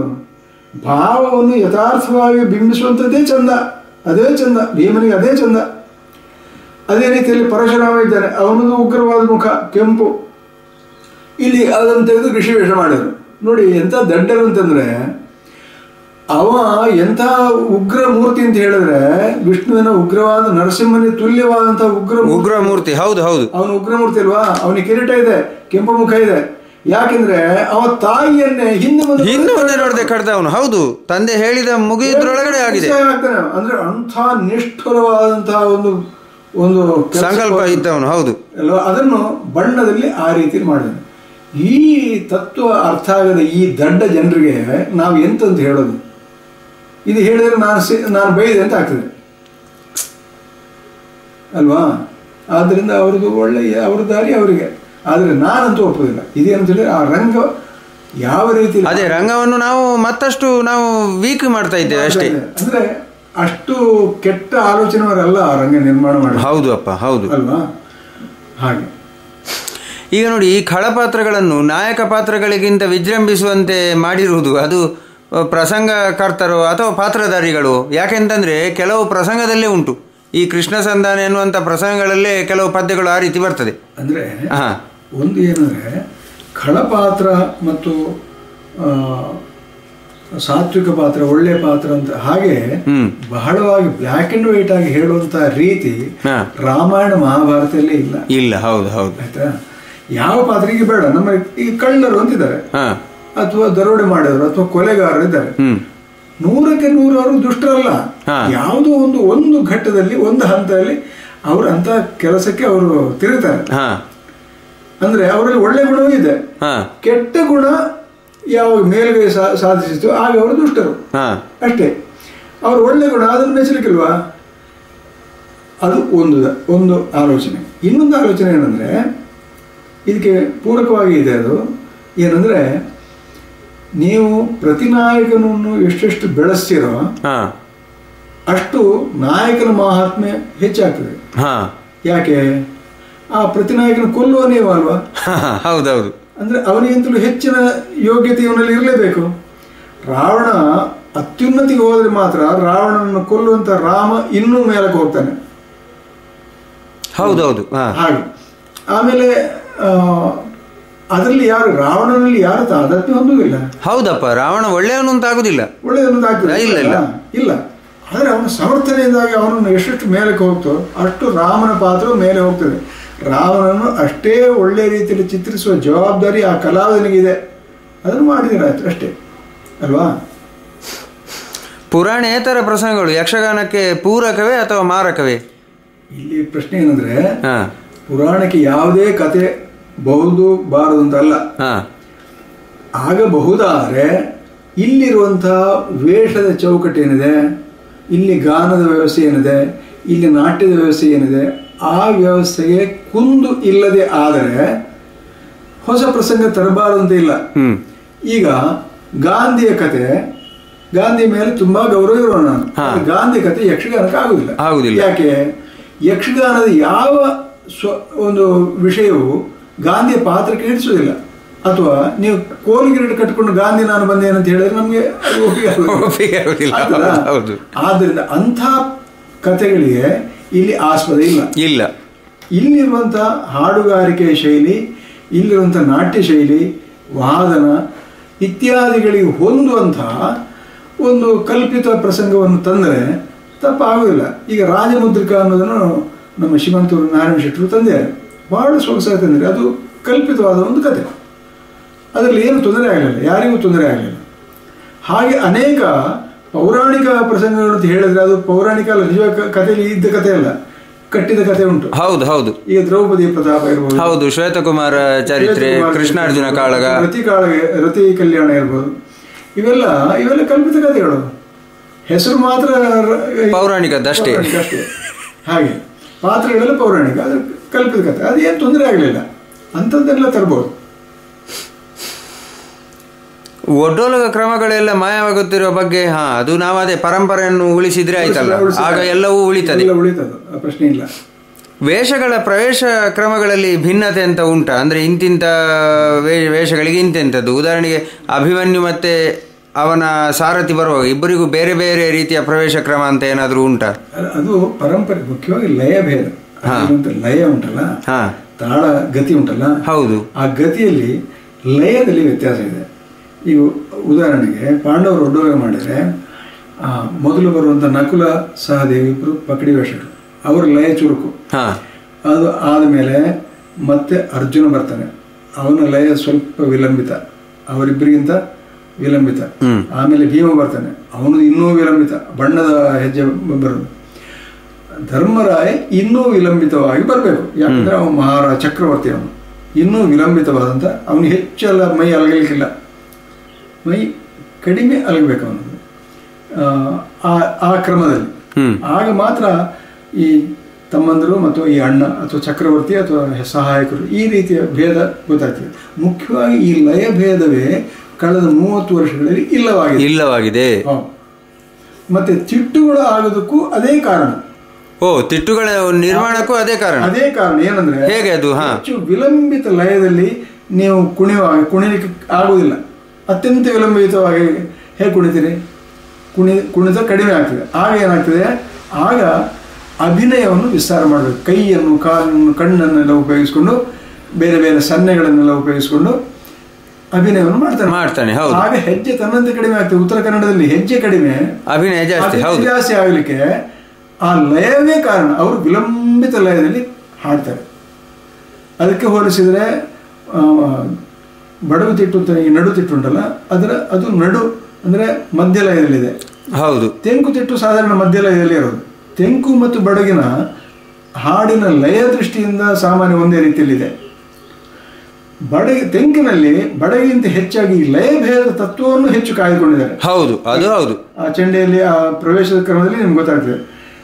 ಒಂದು ಹಿಂದೆ ಹಿಂದೆ ಹಿಂದೆ ಬರ್ತದೆ. ಬಣ್ಣದ ವೇಷ ಬರುವಂತರು ಡಾಡ್ ಡಾಂಗ್ರ ಡಡ್ ಡಾಂಗ್ರ ಧಾ ತರ್ರಿ ಕಿಟ್ಟ ತಕ್ಕ ತರ್ರಿ ಕಿಟ್ಟ ಕಿಟ್ಟ ತಕ್ಕ ಡಡ್ ಡಾಂಗ್ರ ಡಡ್ ಅಂದ್ರೆ ನಿಧಾನಕ್ಕೆ ಅವನ ಒಡ್ಡೋಲದ ಕ್ರಮ ಕರೆಕ್ಟ್ ಅಲ್ವಾ?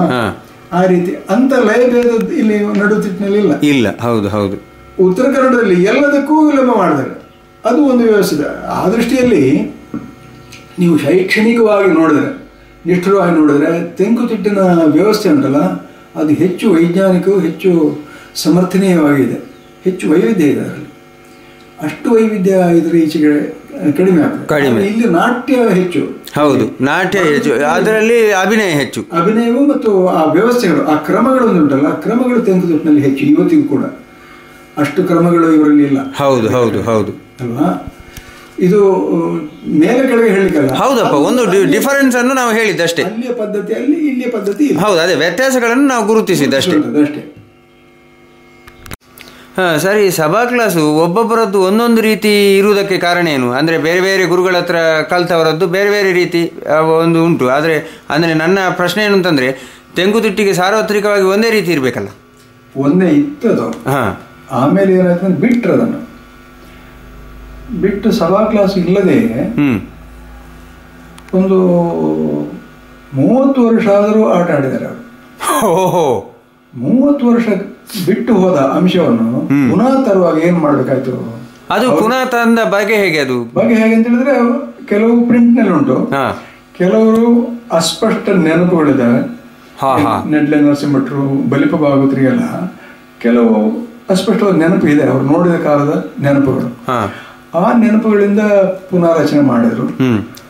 ಆಮೇಲೆ ಅಂದ್ರೆ 30 ವರ್ಷ ಇಲ್ಲದನ್ನು ಪುನಃ ರಚನೆ ಮಾಡ್ಲಿಕ್ಕೆ ಪ್ರೇರಣೆ ಅಂತದ್ದು? ಪ್ರೇರಣೆ ಅದು ನಾನು ಆಗ ಹೇಳಿದೆ, ಕಾರಂತರು ಚಾಟಿ ಏಟು ಹೊಡೆದ ಮೇಲೆ ತೆಂಕುತಿಟ್ಟನವರು ಎದ್ದು ನಿಂತು ನಮ್ಮಲ್ಲಿ ಇಂಥದ್ದು ಉಂಟು ಅಂತ ತೋರಿಸಬೇಕು ಅಂತ ಆಯ್ತು ಅವರಿಗೆ. ತೋರಿಸ್ಬೇಕಾಯ್ತು, ತೋರಿಸಿದ್ರು ಚಂದಲ್ಲಿ. ವಿಠಲ್ ಶೆಟ್ಟರ ಮೇಳದಲ್ಲಿ, ಧರ್ಮಶ್ರೀ ಮೇಳದಲ್ಲೆಲ್ಲ ಅದನ್ನು ಪುನಃ ಬಳಕೆಗೆ ತಂದ್ರು. 70ನೇ ಇಸ್ವಿಯಲ್ಲಿ ಬಳಕೆಗೆ ತಂದ್ರು, 71ರಲ್ಲಿ. ಆವಾಗ ಆ ಹಳೆಯ ನೆನಪಿನ ಆಧರಿಸಿದಾಗ ಮಂಡ್ಯಚರದ ಒಂದು ರೀತಿಯಲ್ಲಿ ಆಯಿತು, ಬಲಿಪ್ರತ್ ಮತ್ತೊಂದು ರೀತಿಯಲ್ಲಿ ಆಯಿತು, ಇನ್ನು ಪ್ರಿಂಟಲ್ಲಿ ಬೇರೆ ರೀತಿಯಲ್ಲಿ ಉಂಟು. ಪ್ರಿಂಟ್ನಲ್ಲಿ ಇರುವಂತಹ ಅದನ್ನು ಅಳವಡಿಸಿಕೊಂಡ್ರೆ ಅದೊಂದು ಬೇರೆ ರೀತಿಯಲ್ಲಿ ಹಾಗೆ ಮಾಡಿಕೊಂಡು ಪಾವಂಜ ಪ್ರತಿನ ಇಟ್ಕೊಂಡ್ರು ಹೆಚ್ಚಿನವರು. ಆವಾಗ ಈ ಸಣ್ಣ ಸಣ್ಣ ವ್ಯತ್ಯಾಸಗಳು ಅಲ್ಲಿ ಮೂಡಿ ಬಂದವು. ನಾವು ಪುನಃ ಅದನ್ನು ರೀಕನ್ಸ್ಟ್ರಕ್ಟ್ ಮಾಡುವಾಗ ಅದನ್ನು ಯಾವ್ದಾರ ಒಂದನ್ನು ಆಧರಿಸ್ಬೇಕಲ್ಲ. ಹೌದಪ್ಪ, ಕರೆಕ್ಟ್. ಪ್ರಿಂಟ್ನಲ್ಲಿ ಇರುವುದನ್ನೇ ನಾವು ಆಧರಿಸ್ಬೇಕು. ಆ ಏಕರೂಪತೆ ಬರ್ತದೆ. ಏಕರೂಪತೆ ಬರುವುದು ಬಹಳ ಮುಖ್ಯ. ಹೌದು. ಹಾಗೆ ಈಗ ರಾಮನ ಒಡ್ಡೋಲಗದಲ್ಲಿ ಬಲಿಪರು ಬೇರೆ ಕೆಲವು ಪದ್ಯಗಳನ್ನು ಸೇರಿಸ್ತಾರೆ. ಈಗ ನಾನು ಅದನ್ನು ರಿವೈವ್ ಮಾಡಿದ್ದೇನೆ. ನನ್ನ ಪಂಚವಟಿಯಲ್ಲಿ ರಾಮನ ಒಡ್ಡೋಲಗ ಮುಖ್ಯವಾಗಿ ಆಗ್ತಾ ಇತ್ತು. ಅದನ್ನು ನಾನು ಗೋಪಾಲಕೃಷ್ಣ ಕುರುಪ ಅವರನ್ನು ಮಾಹಿತಿ ಪಡ್ಕೊಂಡು ಪ್ರಿಂಟ್ನಲ್ಲಿ ಏನಿದೆ ಅದನ್ನೇ ನಾವು ಬಳಕೆಗೆ ತಂದೆವು. ಮತ್ತು ಹಾಗೆ ರೀಕನ್ಸ್ಟ್ರಕ್ಟ್ ಮಾಡುವಾಗ ರಾಮನ ಒಡ್ಡೋಲಗ ಮತ್ತು ಪಾಂಡವರ ಒಡ್ಡೋಲಗದಲ್ಲಿ ಇರುವಂಥ ಅದೇ ಸೀಕ್ವೆನ್ಸ್ ರೀತಿಯಲ್ಲಿ ಬರ್ತದೆ. ಹೌದು. ಒಂದು ಪದ್ಯಕ್ಕೆ ಈ ಪದ್ಯ, ಆ ಪದ್ಯಕ್ಕೆ ಈ ಪದ್ಯ, ಹೀಗೆ. ಆಮೇಲೆ ರಂಗಕ್ರಿಯೆಯಲ್ಲಿ ಅದೇ ರೀತಿಯಲ್ಲಿ. ಇಲ್ಲಿ ರಾಮನಿಗೆ ಭೀಮನ ಪ್ರವೇಶದ ರೀತಿ ಇಲ್ಲ, ಯಾಕೆಂದರೆ ಭೀಮನದ್ದು ಅರೆ ಬಣ್ಣ ಅದು. ಆದ್ದರಿಂದ ಬಣ್ಣದ ಅಟ್ಟಹಾಸ ಇತ್ಯಾದಿಗಳೆಲ್ಲ ಉಂಟು ಅದರಲ್ಲಿ. ಅದು ಬಹಳ ಕೌತುಕಪೂರ್ಣವಾದ. ಅದನ್ನೇ ಬದಲಿಸಬೇಕು ಅಂತ ಹೇಳೋದು ಇವರು. ಅದನ್ನು ಸಾತ್ವಿಕ ಮಾಡಿ ಅದನ್ನು ಅದರ ಏನು ವೈಶಿಷ್ಟ್ಯ ಅದನ್ನು ತೆಗೆದುಬಿಡುವ ಅಂತ ಅವರಿಗೆ. ಅದೆಲ್ಲ ಅದ್ರ ಬೆಲೆ ಗೊತ್ತಿಲ್ಲ ಈ ಮನುಷ್ಯರಿಗೆ. ಹೌದು. ಹಾಗಾಗಿ ಆ ರೀತಿಯ ವ್ಯತ್ಯಾಸ ಆಯ್ತು. ಈಗ ನಾವು ಏನು ಮಾಡುವಂತಿಲ್ಲ, ಏಕರೂಪತೆ ಅಂತೂ ಖಂಡಿತ ಬೇಕು. ಯಾಕಂದ್ರೆ ಒಂದು ತಿಟ್ಟು ಅಂತ ಆದ್ಮೇಲೆ ಒಂದು ಕ್ರಮ ಅಂತ ಬೇಕಲ್ಲ. ಅದು ಯಾವುದೇ ಮೇಳಕ್ಕೆ ಹೋದ್ರು ಪಾಂಡವರ ಒಡ್ಡೋಲಗ ಹೀಗೆ ಅಂತ ಹೀಗೆ, ಕೃಷ್ಣನ ಒಡ್ಡೋಲಗ ಹೀಗೆ ಅನ್ನುವಂತಹ ಒಂದು ನಿರ್ಣಯ ಬೇಕು. ಬೇಕಿದ್ರೆ ಆ ಪ್ರಸಂಗಕ್ಕೆ ಹಾಗೆ ಅಂತ ಬೇಕಾದ್ರೆ ಒಂದು ಕೆಲವು ಉದಾಹರಣೆ, ಕೃಷ್ಣನ ಒಡ್ಡೋಲಗ 2 ನಮೂನೆಯಲ್ಲಿದೆ. ಒಂದು ಸಾಮಾನ್ಯ ಬಂಧನ ದೇವರ ದೇವ ಅಂತ ಹೇಳುವಂಥದ್ದು, ಇನ್ನೊಂದು ನಂದ ಅಂತೇಳಿ ಮದನ ಗೋಪಾಲ. ಹೌದು. ಆ ರೀತಿಯಲ್ಲಿ ಮಾಡೋ, ಅದು ಯಾವ ಪ್ರಸಂಗಕ್ಕೆ ಅನ್ನೋದು ನಿರ್ಣಯ ಮಾಡಿಕೊಂಡು, ಅದು ಬಲಿಪರಿಗೆಲ್ಲ ಗೊತ್ತಿದೆ, ಅದನ್ನೆಲ್ಲ ದಾಖಲೆ ಮಾಡುವುದು ಮಾಡಿ ಒಂದು ಏಕರೂಪತೆ. ಇಂತಹ ಪ್ರಸಂಗದಲ್ಲಿ ಕೃಷ್ಣ ನೋಡೋಲು ಹೀಗೆ, ಇಂತಹ ಪ್ರಸಂಗದಲ್ಲಿ ಕೃಷ್ಣ ನೋಡೋಲು ಹೀಗೆ. ಈಗ ಸುಧರ್ಮ ಕಾಳಗದಲ್ಲಿ ಕೃಷ್ಣನ ಪ್ರವೇಶ ಆಗಲಿಕ್ಕುಂಟು. ಅಲ್ಲಿ ನೀವು ಬಂದರು ದೇವರ ದೇವ ಅಥವಾ ಇದೆಲ್ಲ ಮಾಡ್ಕೊಂಡಿರೋದಲ್ಲ, ಅಲ್ಲಿ ಬಂದ ತಟ್ಟನೆ ಅಲ್ಲಿ ಬರೋದು ನಾವು. ಹೌದು. ಅಂತಲ್ಲಿ ಒಡ್ಡೋಲಗ ಮಾಡಲಿಕ್ಕಿಲ್ಲ, ಅಲ್ಲಿ ಪ್ರವೇಶ ಹೇಗೆ ಮಾಡಬೇಕು, ಈ ರೀತಿಯಲ್ಲಿ ಒಂದು ನಿರ್ಣಯವನ್ನು ನಾವು ಮಾಡಲಿಕ್ಕೆ ಉಂಟು, ಮಾಡಿದರೆ ಒಳ್ಳೆಯದು. ಇನ್ನು ಈ ವೈವಿಧ್ಯಗಳು, ಅದರಲ್ಲಿ ಬರುವಂಥ ಆ ಚಂಡೆಯ ಆ ಪ್ರಯೋಗ, ಆ ಕುಣಿತದ ಪ್ರಯೋಗ, ಇದೆಲ್ಲ ಬಹಳ ವಿಶಿಷ್ಟವಾದದ್ದು. ನೋಡಿ, ಈ ಕುಣಿತಗಳಲ್ಲಿ ವೀರರ ಹೆಜ್ಜೆಗಳಿದ್ದಾವೆ. ಹೌದು. ವೀರರ ಯುದ್ಧ ಹೆಜ್ಜೆಗಳಿದ್ದಾವೆ, ಯುದ್ಧದ ಅಡವುಗಳಿದ್ದಾವೆ. ಗೊತ್ತಿಲ್ಲ ಇವರಿಗೆ. ಈಗ ಈ ಒಂದು ಪ್ರವೇಶ ವೀರರಸದಲ್ಲಿ ವೀರ ಒಬ್ಬ ಬರ್ತಾನೆ, ಬರುವಾಗ ಏನು ಮಾಡ್ತಾನೆ, ಬಂದಾಗ ಎಡಗಾಲಿನಿಂದ ಓದಿತಾನೆ ಅಲ್ವಾ, ಅವಿಂಚಿನ ದುಂಕನು ಜನಕರಿಗೆ ಅಂತ ಹೇಳಿಕೊಂಡು ಬಂದು ನಿಂತು ನಮಸ್ಕಾರ ಮಾಡಿ ಶುರು ಮಾಡಿದ್ರು. ಅವ್ರಿಗೆ ಗೊತ್ತಿಲ್ಲ, ವೀರನ ನಮಸ್ಕಾರವೇ ಕಾಲಿನಿಂದ ಕಾಲು ತೆಗೆದಿಡೋದು ಮೊದಲನೇ ಹೆಜ್ಜೆ. ಅದು ತಿಳಿಬೇಕಾದ್ರೆ ನೀವು ಕೇರಳದ ಕಳರಿಪಾಯಟಿಗೆ ಹೋಗ್ಬೇಕು. ಹೌದು. ಅಲ್ಲಿ ಅವ ಹೆಜ್ಜೆ ಇಡ್ತಾನೆ. ಅದೇ ಇಂಥದ್ದಿಲ್ಲಿ ಆ ಅಂಶವನ್ನು ಇವರು ಕಳ್ಕೊಂಡ್ಬಿಟ್ರು. ಏನಾಯ್ತು, ಅದರ ಮಹತ್ವ ಗೊತ್ತಿಲ್ಲ. ಮಹತ್ವ ಗೊತ್ತಿಲ್ಲದಲ್ಲಿ ಮತ್ತೆ ಏನು ಮಾಡೋದು, ಅವರ ಬುದ್ಧಿಯ ಓಡಿಸಿ ಅವರಿಗೆ ಅರ್ಥ ಆದ ಹಾಗೆ ಮಾಡ್ತಾರೆ, ವ್ಯತ್ಯಾಸ ಮಾಡ್ತಾರೆ. ಪರಂಪರೆಯನ್ನು ಬಿಡಬಾರದು ಅಂತ ಹೇಳೋದ್ರ ಅರ್ಥ. ಹೌದು. ಯಾಕಂದ್ರೆ ಎಲ್ಲವನ್ನೂ ಪ್ರತಿಯೊಂದನ್ನು ಒಬ್ಬ ಸೃಷ್ಟಿಕರ್ತ ಮಾಡಿ ಹೇಳಿ ಸಾಧ್ಯ ಇಲ್ಲ. ಪಾರ್ಥಸುಬ್ಬನಿಗೆ ಇದೆಲ್ಲ ಹೇಳಿ ಬರ್ತದ, ಮತ್ತೆ ಅವನು ಇದನ್ನು ಹೇಳಿಕೊಂಡೇ ಕೂತಿರ್ಬೇಕಿತ್ತು, ಕೂತ್ಕೊಂಡು ಅವನ ಆಯುಷ್ಯ ಅದೇ ಆಗ್ತದೆ. ಹಾಗಲ್ಲ, ಇದನ್ನು ನೀವು ಪರಂಪರೆಯನ್ನು ಚಾಚು ತಪ್ಪದೆ ಮಾಡಿದರೆ ಈ ಎಲ್ಲ ಅಂಶಗಳು ಅದರ ಒಳಗೆ ಇರ್ತವೆ.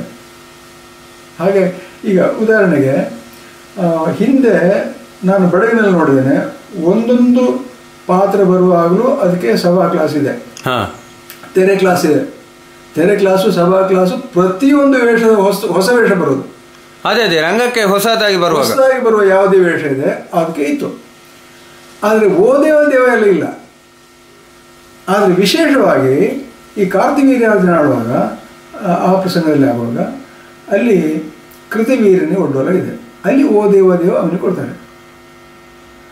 ಆಮೇಲೆ ಕಾರ್ತಿವೀರ್ಯನ ಪ್ರವೇಶ ಆಗುವಾಗ ಏಸ ಮಾತಾವೇ ಅನ್ನೋ ಪದ ಇನ್ನೊಂದಿದೆ, ಅದೀಗ ಬಡಗಿನಲ್ಲಿ ಏಸ ಮಾತಾವೇ ಹೇಳೋದು ಯಾವಾಗಲೂ. ಆ ಪದವನ್ನು ಕಾರ್ತಿವೀರ್ಯರ್ಜುನಿಗೆ ಅಲ್ಲಿ ಕೊಡ್ತಾರೆ ಎರಡನೇ ಪ್ರವೇಶ ಆಗುವಾಗ. ಈ ಇದು ಪರಂಪರೆಯಾಗಿ ಬಂದದ್ದು. ಈಗ ನಮ್ಮಲ್ಲಿ ತೆಂಕುತಿಟ್ಟಿನಲ್ಲಿ ಸಭಾ ಕ್ಲಾಸ್ ಯಾವೆಲ್ಲ ವೇಷಕ್ಕೆ ಇತ್ತು? ಅರ್ಜುನ, ದೇವೇಂದ್ರ, ಮತ್ತೆ ಒಬ್ರು ನನಗೆ ಪಾಂಡವರು ಅಂತ ಲೆಕ್ಕ. ಪಾಂಡವರದು ಅಥವಾ ಯುದ್ಧಕ್ಕೆ ಹೊರಡುವಂತ ಪಾಂಡವರು, ಯಾವುದಕ್ಕೆ ಅಶ್ವಮೇಧಕ್ಕೆ ಹೊರಡುವಂತ ಅರ್ಜುನ, ಪಾಳೆ, ಅದೆಲ್ಲ. ಆಮೇಲೆ ಕಾರ್ತವೀರ್ಯನಿಗೆ ಇತ್ತು ಅಂತ ಒಬ್ರು ಹೇಳ್ತಾ ಇದ್ರು, ಅದಕ್ಕೆ ನಾನು ಕೇಳಿದ್ದು. ಅದೇ ಕಾರ್ತವೀರ್ಯನಿಗೆ ಕೂಡ ಸಭಾ ಕ್ಲಾಸ್ ಇದೆ, ತೆರೆ ಕ್ಲಾಸು ಮತ್ತು ಸಭಾ ಕ್ಲಾಸ್ ಇದೆ. ಆದ್ರೆ ಈಗ ನಾನು ಎಲ್ಲೂ ನೋಡ್ಲಿಲ್ಲ ಅದನ್ನು. ಆದ್ರೆ ಅದರಲ್ಲಿ ಅನಂತರ ದೇಂಗಡ ಪ್ರವೇಶ ಇದ್ದದ್ದು ನಾನು ನೆನಪಿಲ್ಲ. ನಾನು ನೋಡಿದೆ, ಒಂದು ಪ್ರಸಂಗ ನೋಡಿದೆ ನಾನು, ಅದು ನಾನು ಬಹಳ ಸಣ್ಣ. ಅದರ ಎಲ್ಲ ಸೂಕ್ಷ್ಮತೆಯನ್ನು ಇವತ್ತು ನೆನಪು ಮಾಡಲಿಕ್ಕೆ ಹೌದು ಕಷ್ಟ. ಆ ಕಾಲದಲ್ಲಿ ನಮ್ಮ ಕುಂಬಳೆ ತಿಮ್ಮಪ್ಪ ಇದ್ದಾರಲ್ಲ, ಪಂಜಿ ತಿಮ್ಮಪ್ಪ ಹೆಸರಾಯ್ತು, ಹೌದು, ಅವರು ಕಾರ್ತಿವೀರ್ಯ ಮಾಡಿದ್ದನ್ನು ನಾನು ನೋಡಿದ್ದೇನೆ. ಅದಕ್ಕೆ ಈ ಒಡ್ಡೋಲ ಪದವನ್ನು ಕೊಟ್ಟು ಒಡ್ಡೋಲ ಮಾಡಿದ್ದನ್ನು ನಾನು ನೋಡಿದ್ದೇನೆ. ಅದು ಮಧ್ಯರಾತ್ರಿ ಸುಮಾರು 1-2 ಗಂಟೆ ಹೊತ್ತಿಗೆ ಬರುವಂಥದ್ದು. ಆಮೇಲೆ ಸಭಾ ಕ್ಲಾಸು ಲಕ್ಷ್ಮಣನಿಗೆ ಉಂಟಾ? ರಾಮನ ತಮ್ಮ ಲಕ್ಷ್ಮಣನಿಗೆ ಸಭಾ ಕ್ಲಾಸ್ ಅಂತ ಲಕ್ಷ್ಮಣನಿಗೆ ಪ್ರತ್ಯೇಕ ಇಲ್ಲ, ರಾಮನಿಗೆ ಇರೋದು. ಆದ್ರೆ ಇಬ್ರು ಒಟ್ಟಿಗೆ ಇರ್ತಾರೆ, ಒಟ್ಟಿಗೆ ಇರ್ತಾರೆ. ಆದ್ರೆ ಇನ್ನೊಂದು ಪರಂಪರೆ ನಾನು ಕೇಳಿದ ರೀತಿಯಲ್ಲಿ ಹಿರಿಯಡಿಕೆ ಗೋಪಾಲರಾಯರು ಹೇಳೋದು, ಆ ಪರಂಪರೆ ಯಾವಾಗ ನಿಂತಿದೆ ನನಗೆ ಗೊತ್ತಿಲ್ಲ. ಯಾವುದು, ಬಡಗತಿಟ್ಟಿನಲ್ಲಿಯ ತೆಂಕಿನಲ್ಲಿಯ? ಬಡಗಿನಲ್ಲಿ. ಆದ್ರೆ ಅದು ಬಡಗಿನಲ್ಲಿ ಉಂಟು ಅಂತೇಳಿ ಆದ್ರೆ ಅದು ತೆಂಕಿನಲ್ಲಿ ಇದ್ದಿರಲೇಬೇಕು. ಹೌದು, ಯಾಕೆ ಒಂದೇ ರೀತಿಯಲ್ಲಿ ಇದ್ದ ಎಲ್ಲ ಪರಂಪರೆ ಒಂದೇ ರೀತಿಯಲ್ಲಿ ಅದು, ಅದಕ್ಕೊಂದು ಇದಕ್ಕೊಂದಲ್ಲ, ರೀತಿ ಮಾತ್ರ ಬೇರೆ ಅಷ್ಟೇ.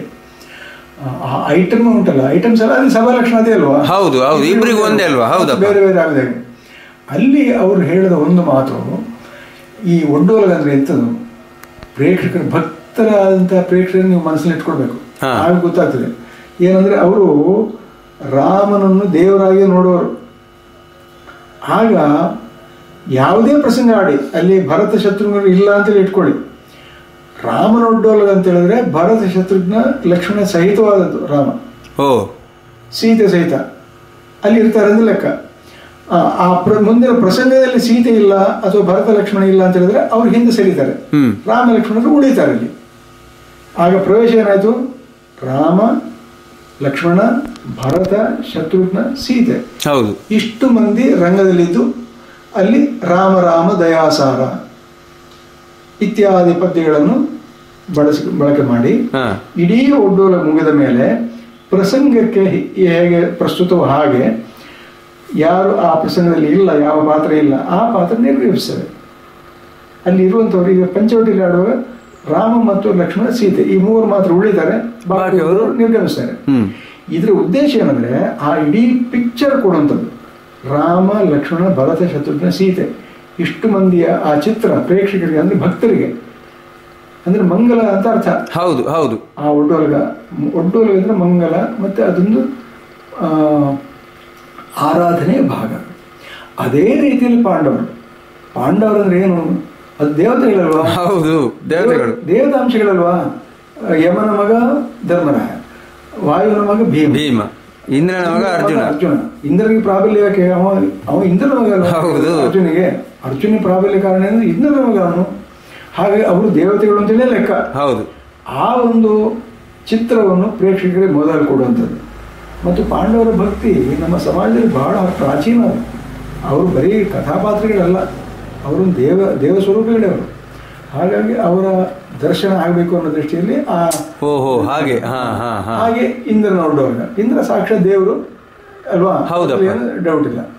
ಹಾಗೆ ಈ ಯಾವುದೆಲ್ಲ ಆದ್ರಿಂದಲೇ ನೋಡಿ, ಬಣ್ಣದ ವೇಷಕ್ಕೆ ಒಡ್ಡೋಲ ಕೊಡೋದಿಲ್ಲ. ನಾನು ದಂಗಾದೆ. ಅಲ್ಲಿ ಯಾವುದೋ ಒಂದು ಹರಕೆ ಆಟದ ಮೇಳ, ರಾವಣನ ಪ್ರವೇಶದಿಂದ ಒಟ್ಟೊಲೆ ಮಾಡಿದರು. ಅಯ್ಯೋ ಭಗವಂತ. ಹಾ, ಎಂತ ಮಾಡೋದು, ಎಂತ ಹೇಳಬೇಕದು, ಅವರ ಜ್ಞಾನದ ಮಟ್ಟ ಯಾವ ನಮೂನೆಯಿಂದ ಆಲೋಚನೆ ಮಾಡಿ. ಹಾಗಾಗಿ ಇದರಲ್ಲಿ ಇದು ಪರಂಪರೆಯನ್ನು ಬಿಟ್ಟರೆ ಆಗೋ ಕಷ್ಟ. ಇದು ದುಷ್ಟ ಪಾತ್ರಗಳನ್ನು ನೀವು ತರಬಾರ್ದು. ಹೌದಲ್ವಾ? ಹಾಗೆ ನನ್ನ ಪ್ರಸಂಗದಲ್ಲಿ ಕೃಷ್ಣ ಅಳಿಯುವಂತಹ ಒಂದು ಪ್ರಸಂಗ ನಾನು ಬರೆದೆ. ಆದರೆ ಮುಂದೆ ಕೃಷ್ಣನ ಪಾತ್ರವನ್ನು ನಾನು ತಂದೇನೆ. ದೇವತಾ ಸ್ವರೂಪಿಯಾಗಿ ಕೃಷ್ಣನ ತಂದು 2 ಪ್ರಕರಣಗಳನ್ನು ಅದಕ್ಕೆ ಜೋಡಿಸಿದ್ದೇನೆ.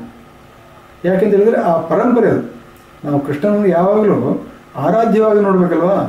ಆ ಆರಾಧ್ಯತನಕ್ಕೆ ಭಂಗ ಇರಬಾರದು ಅನ್ನುವ ದೃಷ್ಟಿಯಿಂದ ಆ ಪರಂಪರೆಯನ್ನು ಹಾಗೆ ಇಟ್ಕೊಂಡಿದ್ದೆ ನಾನು.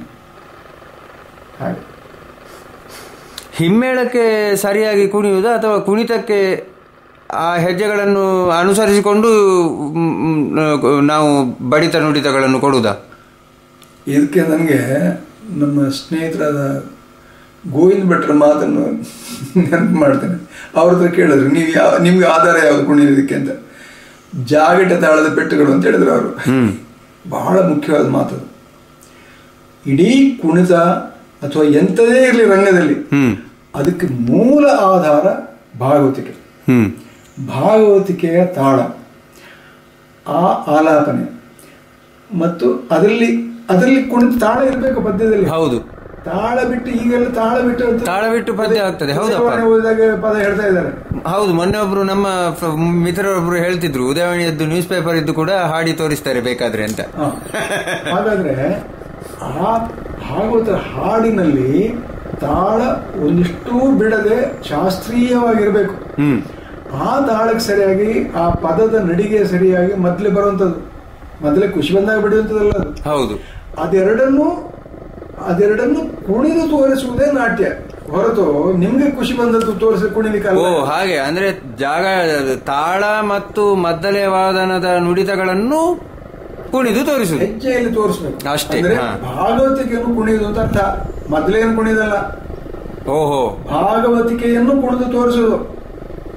ಅಲ್ಲಿ ಏನು ಭಾವ ಬಂದಿದೆ ಆ ಭಾವ ಆ ಹೆಜ್ಜೆಯಲ್ಲಿ ಕಾಣಬೇಕು. ಅದೇ ಕರೆಕ್ಟ್. ಆ ರೀತಿಯಲ್ಲಿ ಇವರಿಗೆ ಪಾಠ ಮಾಡಿದವರಿಲ್ಲ, ಅಂತ ಕ್ಲಾಸೇ ಇಲ್ಲ, ಗೊತ್ತಿದ್ದವರು ಇಲ್ಲ. ಇದು ಆಯ್ತು. ಅದೇ ಏಕತಾಳದ ಬಿಡ್ತಿಕೆಯ ಕ್ರಮ ಅದು ಬಂತಾಗ್ಲಿ.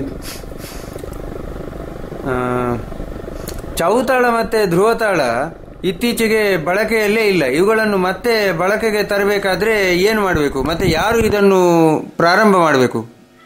ಅದನ್ನು ಮೇಳದವರೇ ಮಾಡಬೇಕು. ಮೇಳದ ಕುಣಿಯುವ ಕಲಾವಿದರು, ಮೊದಲಿಗಾರ ಮತ್ತು ಭಾಗವತರು, ಈ 3 ಇದ್ದುಕೊಂಡು ಪದ್ಯವನ್ನು ಹೇಳಿ ಟ್ರೈನಿಂಗ್ ಮಾಡಿ ಮಾಡಬೇಕು. ನಾನು ನೋಡಿದ್ದೇನೆ, ನನ್ನ ಕಾಲದವರೆಗೆ ಚೌತಾಳವನ್ನು ಹೇಳ್ತಾ ಇದ್ರು. ಧ್ರುವತಾಳದ ಇದು ಕಡಿಮೆ, ಅದು ತ್ರಿವಡೆ ತಾಳದ ಹಾಗೆ ಇರೋದು. ಧ್ರುವತಾಳ ಮತ್ತು ಭಾಳ ವ್ಯತ್ಯಾಸ ಆಗಲಿಲ್ಲ.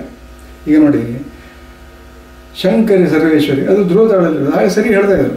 ಶಂಕರಿ ಸರ್ವೇಶ್ವರಿ ದುರಿತ ಭಯಂಕರಿ ನಮ್ಮನ್ವಯ ಪೋಷಿಣಿ ಕಿಂಕರ ಜನಮಾತೆ ಕಿರಿ ಜಾತೆ ಗಿರಿಜಾಯಮ್ಮಯ್ಯಗೆ ಕರುಣಿಸು ಲಂಕಾಧಿಪತ್ಯವ ಸ್ಥಿರವಾಗಿ ಶೋಭಾನೆ. ಅದಕ್ಕೆ ತಾಳ ತ್ರಿವಿಡೆ ತಾಳದ ಹಾಗೆ ಅದೇ ಪೆಟ್ಟನ್ನು ಕೊಡುವುದಾ? ತ್ರಿವಿಡೆ ತಾಳದಲ್ಲಿ ಅದು ಅಂತರ್ಗತ ಆಗಿದೆ. ಓಕೆ. ಆದ್ರೆ ಸಾಹಿತ್ಯ ಮಾತ್ರ ತದ್ದಿಮಿ ತದ್ದಿಮಿ ತಕ ತದ್ದಿಮಿ ತದ್ದಿಮಿ ತದ್ದಿಮಿ ತಕ ತದ್ದಿಮಿ ತದ್ದಿಮಿ ಇದು ಹೀಗೆ ಮಾಡಿದ್ರೆ ಧ್ರುವತಾಳ ಆಯ್ತು. ತಾಮ್ನ ಕಾತರ ಕಡೆ ದಿನ್ನ ದಿಂತ ತಾಮ್ ಕಾತರ ಕಡೆ ದಿನ್ನ ದಿಂತ ತಾಮ್ ಅಂತ ಹೇಳಿದ್ರೆ ತ್ರಿವಿಡೆ ಆಯ್ತು ಅಷ್ಟೇ. ಎರಡಕ್ಕೂ 14 ಅಕ್ಷರ ಕಾಲ. ಇದಕ್ಕೆ 7 ಅಕ್ಷರವನ್ನು ಇಮ್ಮಡಿ ಮಾಡಿಕೊಂಡು 14 ಮಾಡೋದು, ಅದು ಅಕ್ಷರವೇ 14. ಆದರೆ ಅದರಲ್ಲಿ ವ್ಯತ್ಯಾಸ ಇದೆ, ಅಳತೆಯಲ್ಲಿ ವ್ಯತ್ಯಾಸ ಇದೆ. ಅದು ಧ್ರುವತಾಳ ಆಯಿತು. ಇನ್ನು ಚೌತಾಳ ಆದಿತಾಳ ಉಲ್ಟಾದ ನಿಜವಾಗಿದ್ರೆ. ಅದನ್ನು ಅಗರಿಯವರು ಹಾಡಿದನ್ನು ಕೇಳಿದೆ ನಾನು. ಆಮೇಲೆ ಅಗರಿಯವರು ಮತ್ತು ಇವರು ನಮ್ಮ ಪುತ್ತಿಗೆ ರಾಮಕೃಷ್ಣ ಜೋಯಿಸರು ಅವರು ಹಾಡೋದನ್ನು ನೋಡಿದೆ ನಾನು. ಸಹಜವೇನುಡಿ ಕೇಳ್ದು ದೌದೆಲೆ ರಶಿಯೇ ಸಹಜರ ಕಡುವೆ ತಡೆನ ಪುಸಿಯೇ ಆಮೇಲೆ ತಿಕ್ಕಿದೆ ಹೋಗ್ತದೆ. ಹೌದು, ಇದನ್ನು ಅವರು ಹಾಡಿದರೆ ಕುಣಿದ ನೋಡಿದೆ ನಾನು.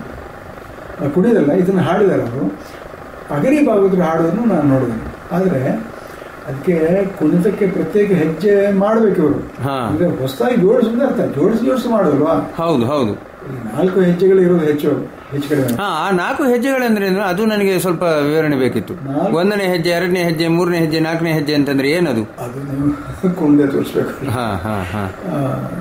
4 ಹೆಜ್ಜೆಗಳು ಅಂತ ಹೇಳಿದ್ರೆ ಅದು ಆದಿತಾಳದಲ್ಲಿ ಪ್ರಯೋಗ ಆಗುವುದು ಹೆಚ್ಚಾಗಿ. ಒಂದು ಅದು ಕುಣಿದು ತೋರಿಸ್ಬೇಕು ನೀವು. 1ನೇ ಹೆಜ್ಜೆ ಅಂತ ಹೇಳಿದ್ರೆ ತಕ್ಕ ತಕ್ಕ ತಕ್ಕ ತಕ್ಕ ತಕ್ಕ ತಕ್ಕ ತಕ್ಕ ಅಷ್ಟೇ. ಅದು ಯಾವ ಎಲ್ಲ ಪದ್ಯಕ್ಕೆ ಅದ್ರ ಬಳಕೆ ಉಂಟು. ಸರಿ. ತಕ್ಕ ತಕ್ಕ ತಕ್ಕ. ಇದು 1 2 3 4 1 2 3 4 ತದ್ದಿನಿ ತಕ್ಕದಿನಿ ತದ್ದಿನಿ ತಕ್ಕದಿನಿ. ಅದೇ ದನ್ ದನ್ ದನ್ ಟನ್ ಇದುಂಟಲ್ಲ, ಅದು 2ನೇ ಹೆಜ್ಜೆ. 3ನೇ ಹೆಜ್ಜೆ ಅಂತ ಹೇಳಿದ್ರೆ ಅದು 6 ಅಕ್ಷರ ಬರ್ತದೆ. ಅದು ನಮ್ಮ ಅಗರಿ ಭಾಗವತರು ಜಂಪೆ ಹಾಡ್ತಾರೆ ಅವರ ಕ್ರಮದಲ್ಲಿ. ಅದು ಯಾರು ಹಾಡುದಿಲ್ಲ, ಅವರೊಬ್ಬರೇ ಹಾಡ್ತಾರೆ. ದೊಡ್ಡ ಶ್ರೀನಿವಾಸ ಭಾಗವತ. ಹೌದು, ಶ್ರೀನಿವಾಸ ಅಗರಿ ಅವರು. ಅವರೊಬ್ರು ಮಾತ್ರ ಹಾಡ್ತಾ ಇದ್ದದ್ದು ಆನಮನೆಯಲ್ಲಿ. ಅದಕ್ಕೆ ಬಹಳ ಸುಂದರವಾಗಿ ಆ 3ನೇ ಹೆಜ್ಜೆಯನ್ನು ಬಳಸಿ ಬರ್ತದೆ. ತಕ ತಕ ತಕ ತಾ ತರಿಕಿಡ ತಕ ತಕ ತಕ ತಾ ತಕ ತಕ ತಕ ತಾ ತರಿಕಿಡ ತಕ ತಕ ತಕ ತಾ. ಈ ತರ ಹೆಜ್ಜೆ ಬರ್ತವೆ. 3ನೇ ಹೆಜ್ಜೆ. 4ನೇ ಹೆಜ್ಜೆ ನೀವು ಆದಿತಾಳದಲ್ಲಿ ತತ್ವಂಗದಿ ಕುತಕ ತಾ ಐತೆ ಅದರಲ್ಲಿ. ಹೀಗೆ 4 ಹೆಜ್ಜೆಗಳು. ಮತ್ತೆ ಅದನ್ನೆಲ್ಲ ಜೋಡಿಸಿ ಬೇರೆ ಪರಸ್ಪರ ಜೋಡಿಸ್ಕೊಂಡು ಮಾಡಿ ಬರ್ತದೆ. ಚೌತಾಳಕ್ಕೆ ಅದರಲ್ಲಿ ಹೇಗೆ ಬರ್ತದೆ ಅನ್ನೋದನ್ನು ನೋಡಿಕೊಂಡು ಅದಕ್ಕೆ ಈ ಹೆಜ್ಜೆಯನ್ನು ಜೋಡಿಸಬೇಕು. ಹೌದು.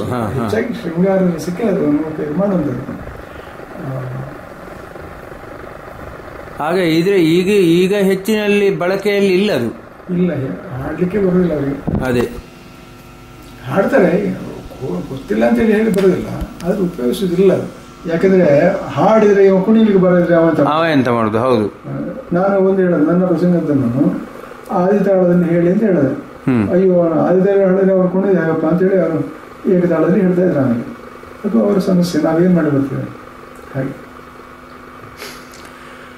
ಯಕ್ಷಗಾನದಲ್ಲಿ ಇದು ಏನು ಬಹಳ ಉತ್ತಮ ತಾಳ ಇದು ತಿತ್ತಿತ್ತೈ ಆಯ್ತಾ. ಅದರಲ್ಲಿ ಅದು ಸ್ವಲ್ಪ ವಿಕಾರಗೊಂಡಿದೆ ಅಂತ ನನ್ನ ಅಭಿಪ್ರಾಯ. ಅಂದರೆ ಒಟ್ಟಾರೆ ಎಲ್ಲದಕ್ಕೂ ಅದನ್ನೇ ಪ್ರಧಾನವಾಗಿ ಬಳಸ್ತಾರೆ. ಅದನ್ನೇ ನಾವು ಒಂದು ಪದ್ಯಕ್ಕೆ ಬಿಡ್ತಿಗೆ ಕೊಟ್ಟು ಬಳಸುವ ಒಂದು ಯಾವುದೇ ಒಂದು ಇದು ಇತ್ತ ಮುಂಚೆ ಅದನ್ನೇ ಆ ರೀತಿ ಬಳಸುವಂಥದ್ದು ಇತ್ತ, ಅಥವಾ ಈಗಿನ ಹಾಗೆ ಇದ್ದಿದ್ದ ಅದು? ತಿತ್ತಿತ್ತೈ ನನ್ನ ಮೊನ್ನೆ ಸರಿ ಇತ್ತು. ಈಗ ಏನ್ ಮಾಡಿದ್ರೆ ತಿತ್ತಿತ್ತೈಗೂ ಏಕತಾಳಕ್ಕೂ ವ್ಯತ್ಯಾಸ ಇಲ್ಲ ರೀತಿಯಲ್ಲಿ ಹಾಡ್ತಾ ಇದ್ದಾರೆ. ತಿತ್ತಿತ್ತೈ ಅಂತ ಹೇಳೋದು ಏಕತಾಳನ್ನೇ, ಅದು ಹಾಗಲ್ಲ, ಅದಕ್ಕೆ ಬಿಡ್ತಿಗೆ ಇದೆ. ಹೌದು. ಈಗ ತಗಡೀನ್ ಕತ್ತ ತಗಡೀನ್ ನದಿಂತು ಅಂತ ತಗಡೀನ್ ಕತ್ತ ತಿತ್ತೈ ತಿತ್ತೈ ತಿತ್ತಿತ್ತೈ ತಿತ್ತಿತ್ತೈ ತಗಡೀನ್ ನದಿಂತು ಅಂತ ತಗಡೀನ್ ನದಿಂತು ಅಂತ ಇದು ಮಾಡಿ ತಿತ್ತಿತ್ತೈ ಇದು. ಹೌದು. ಇದನ್ನು